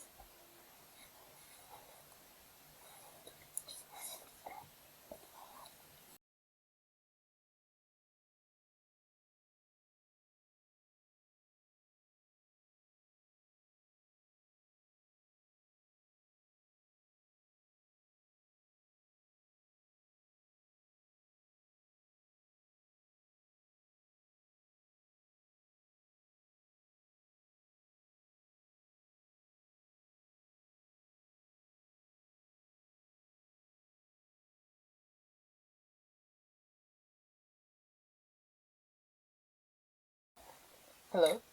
Okay. My dog is back. Let me just. There you go. Okay, I'm back. My dog is back, too. Look at him.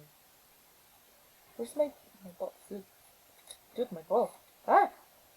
Puxo, puxou, puxo, puxou.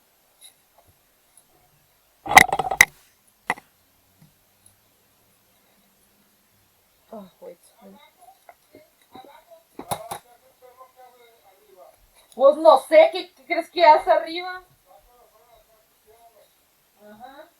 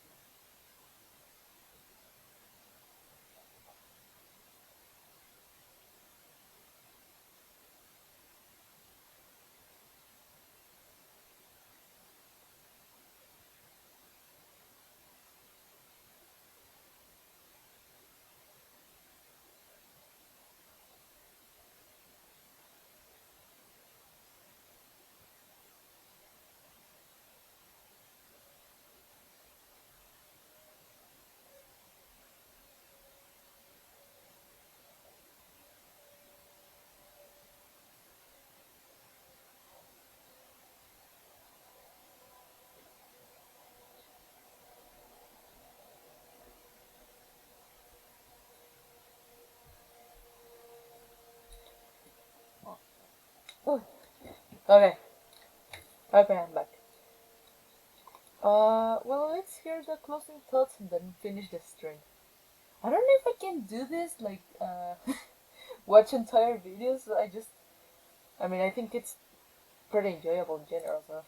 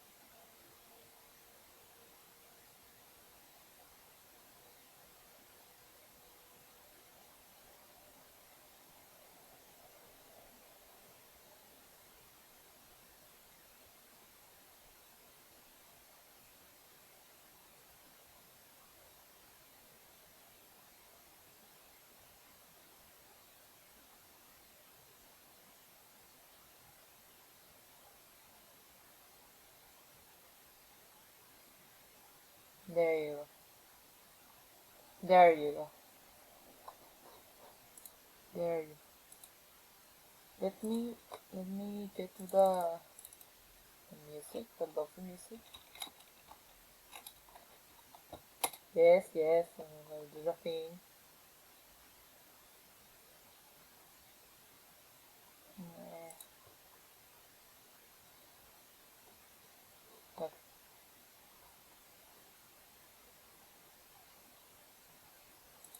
just get that. Okay, let's go into. No, wait, into. Alright. Oh no. Here we go. No.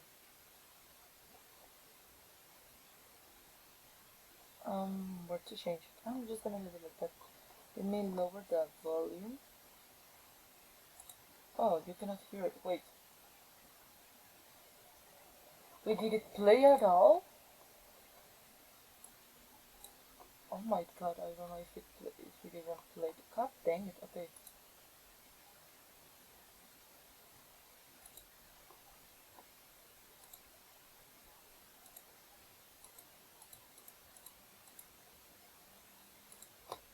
Let me see. There we go.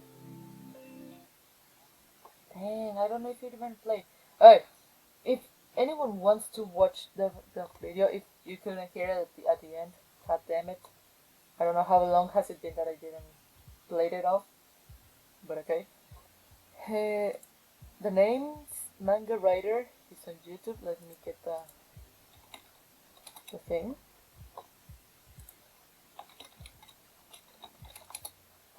Yeah, like that, manga writer. It looks like this. Here's the channel. His his critic his criticisms are really enjoyable in my opinion. He's really good at he has really good points, as you heard, hopefully, and he has also funny regards in most of his videos. I've watched I think I've watched all of the some of the Sonic ones. What else? This one, since this one is just like I think it's this one, but in separated here. And then there's this one. This one actually, the first video I watched was this one, and then I went sporadic and looking in between. Oh, then this one was good as well as this one. Oh, this one was really good. The Jeff the Killer one. Um, oh, this video, but this video is the most important I think he has, because he's really right about how you can make projects and why your projects in general fail when you don't start them, right? So I really recommend this channel. I really recommend his channel. I hope he can get more subscribers, because this is this is this is too low for the things he does, the quality he does. I know this stream was a little bit wacky. I think it's going to be the last um, um, stream of the year. I mean, I don't know if I should even finish it off with any words. I guess I could, uh, but I don't know. I mean, it's oh, my stomach is making noises. It's been such it's been such a weird year. So it has been full of a lot of things. Let me change to I don't know what to change, uh, because I don't um let me see if I can add a picture right now, because I don't stop making noise, stomach. Let me add a picture.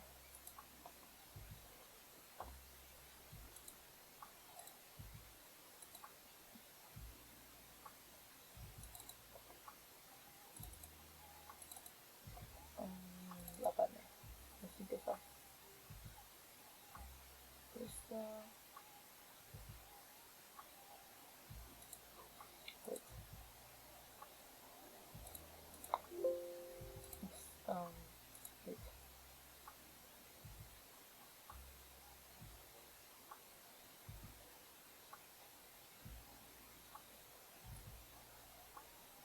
Oh, okay, here we are. Okay.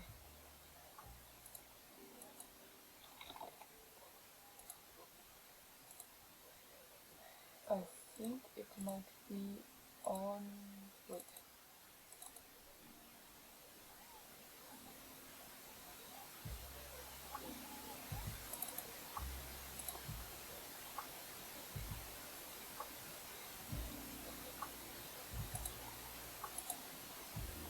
Oh, here. Okay.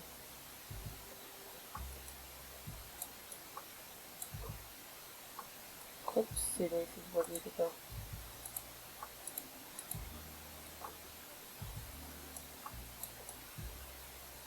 Oh, there. So I don't know. For like, where did it go? Where does it go? Yeah.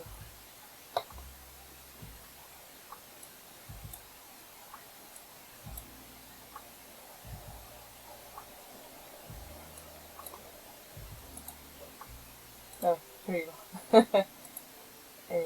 It was not on a repetition. Um, so like final thoughts I guess on the year, because this is kind of going to be the last video of the year. Um, it has been such a such an odd year. I think it's been, I don't know how to explain it. It's not that it was bad, in my opinion. It was not bad for me in general. Uh, it was just a lot of confusing stuff, I guess, going here and there. A lot of changes as well. So many changes. Mm,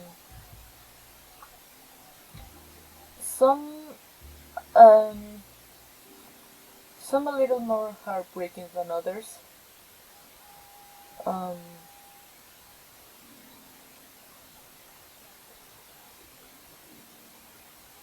I don't I wouldn't want to think about the sad stuff, you know. Uh,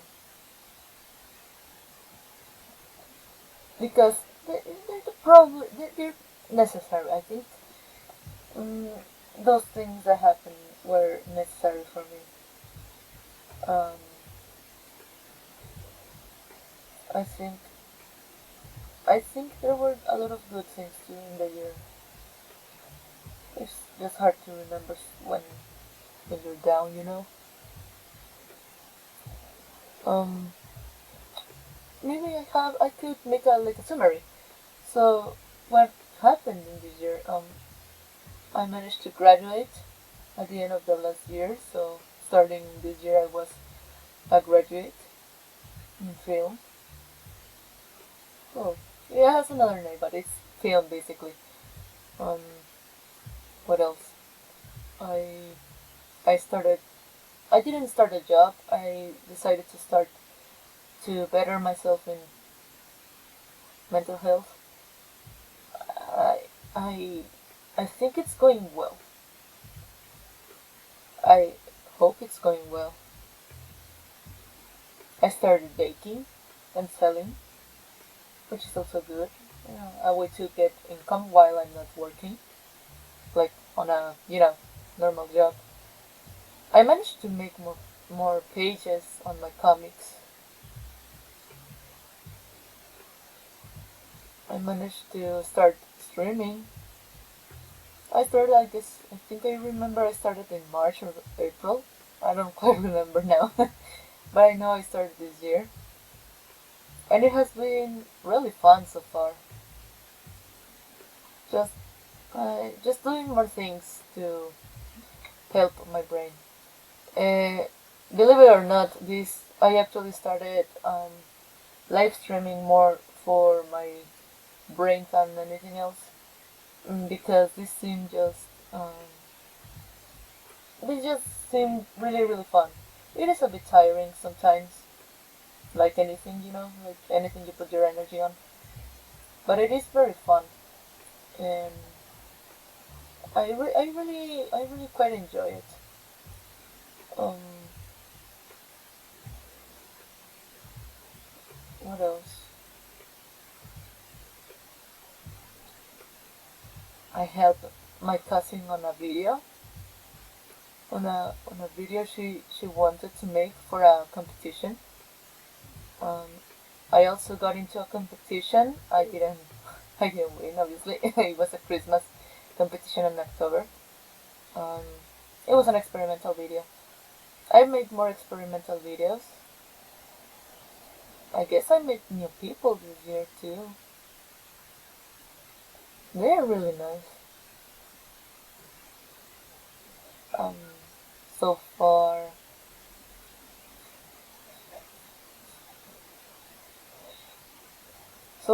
I think. Hmm, what else? When I try to think about it, it just doesn't come. It doesn't really come up. Um,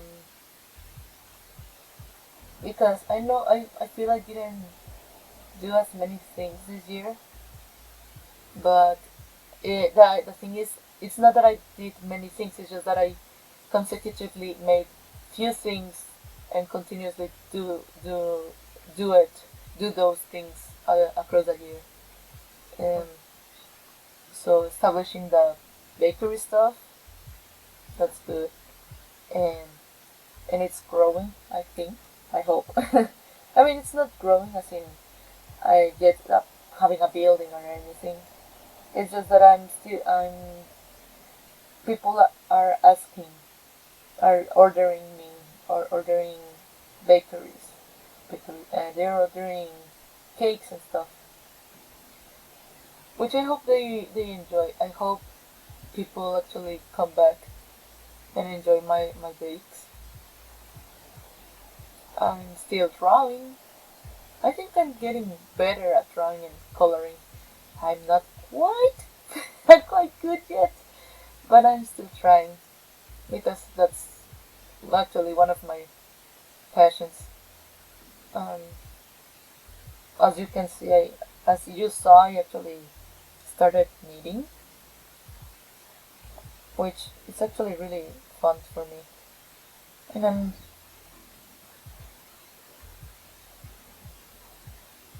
I I guess I'm just trying to like myself a little bit more this year, and I guess I did it a little bit later,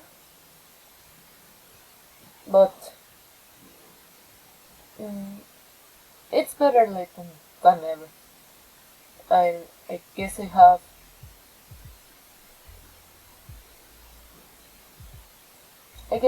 a few more tools for next year.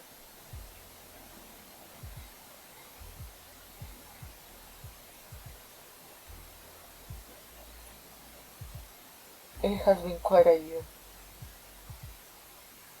New content creators I find out. Oh, I also applied to be an editor for a YouTuber.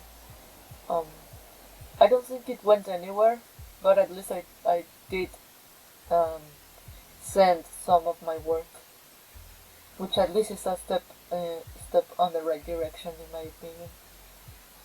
Small steps are good. I'm. Let's just hope I keep um, doing so, because I really don't wanna keep stepping back.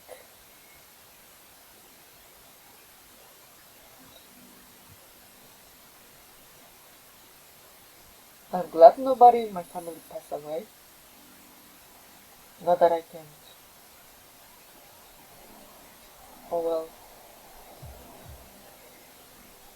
Well, it's not from the sickness. There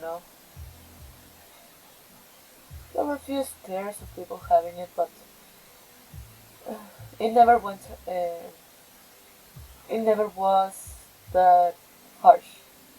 It never went worse. It never actually went.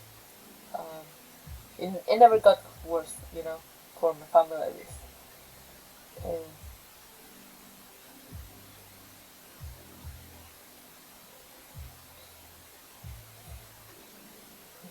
which I really appreciate that.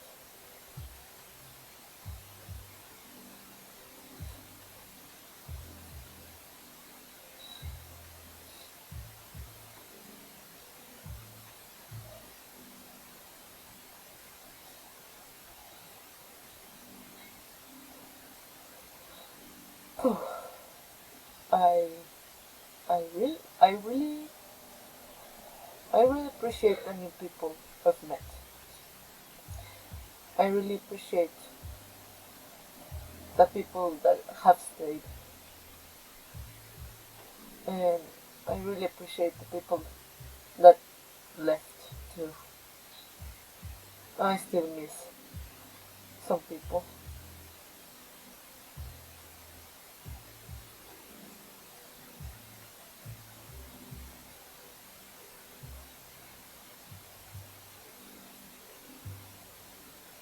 it's been a year, and next year is going to be another year,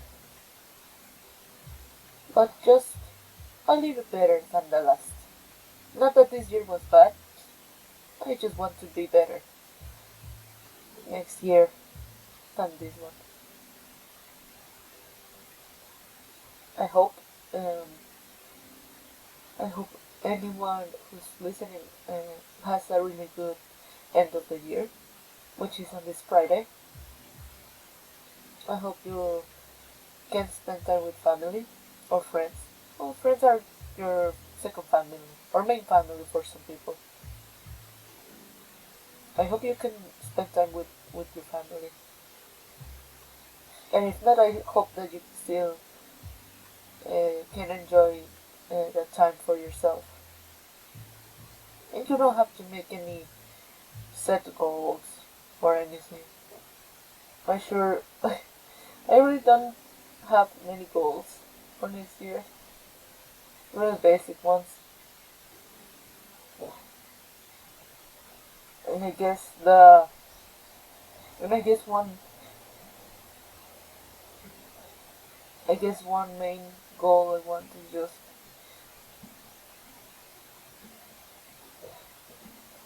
to be a little happier.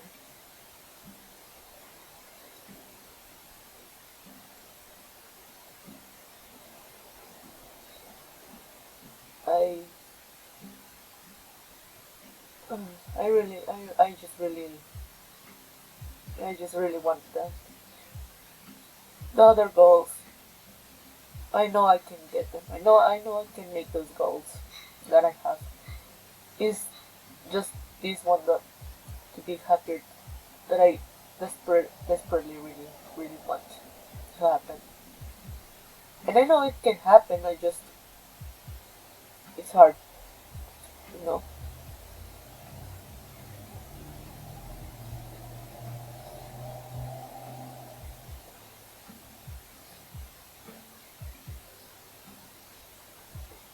I'll just work a little harder for that.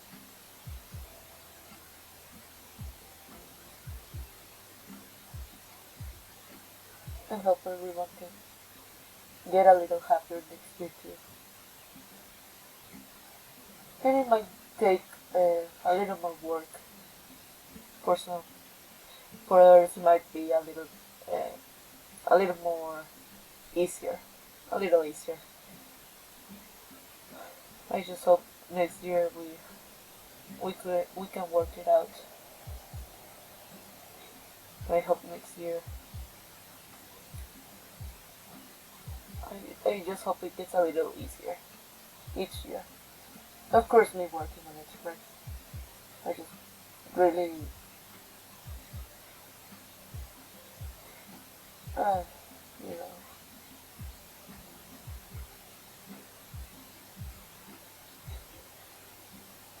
just it will be okay. I know it will.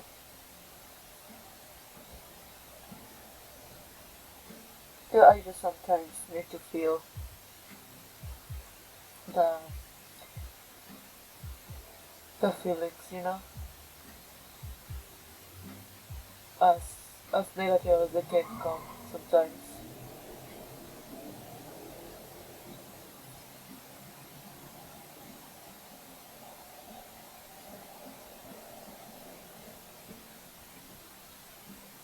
I think I'm going to make a list tomorrow, but it's my personal list, so I'm not going to share it. um, Hope everyone has a good night tonight, tonight. I hope New Year's treats you well. Please don't overdrink. You're gonna be like a spider trying to walk around. I hope you don't miss people. Or, I mean, I guess it's not wrong to miss people. I just hope that missing them doesn't pain you as much.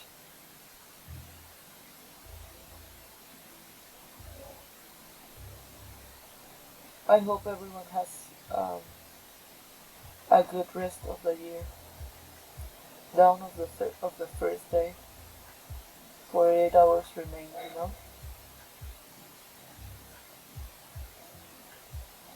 We got 2 more days to go.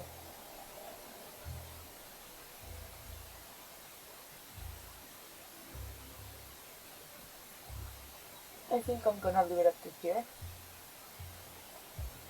Thank you all for watching. I hope you enjoyed this really chill time. I hope um, I hope you enjoyed being here. I hope I hope everything gets you well. I hope you get good vibes. I send you all the best of vibes. A really tight hug. I love you. I'll see you maybe next week. 2022 is coming. And it's not to dread, okay? It's another year full of possibilities. Don't forget that you make the possibilities work. Good night, and I love you.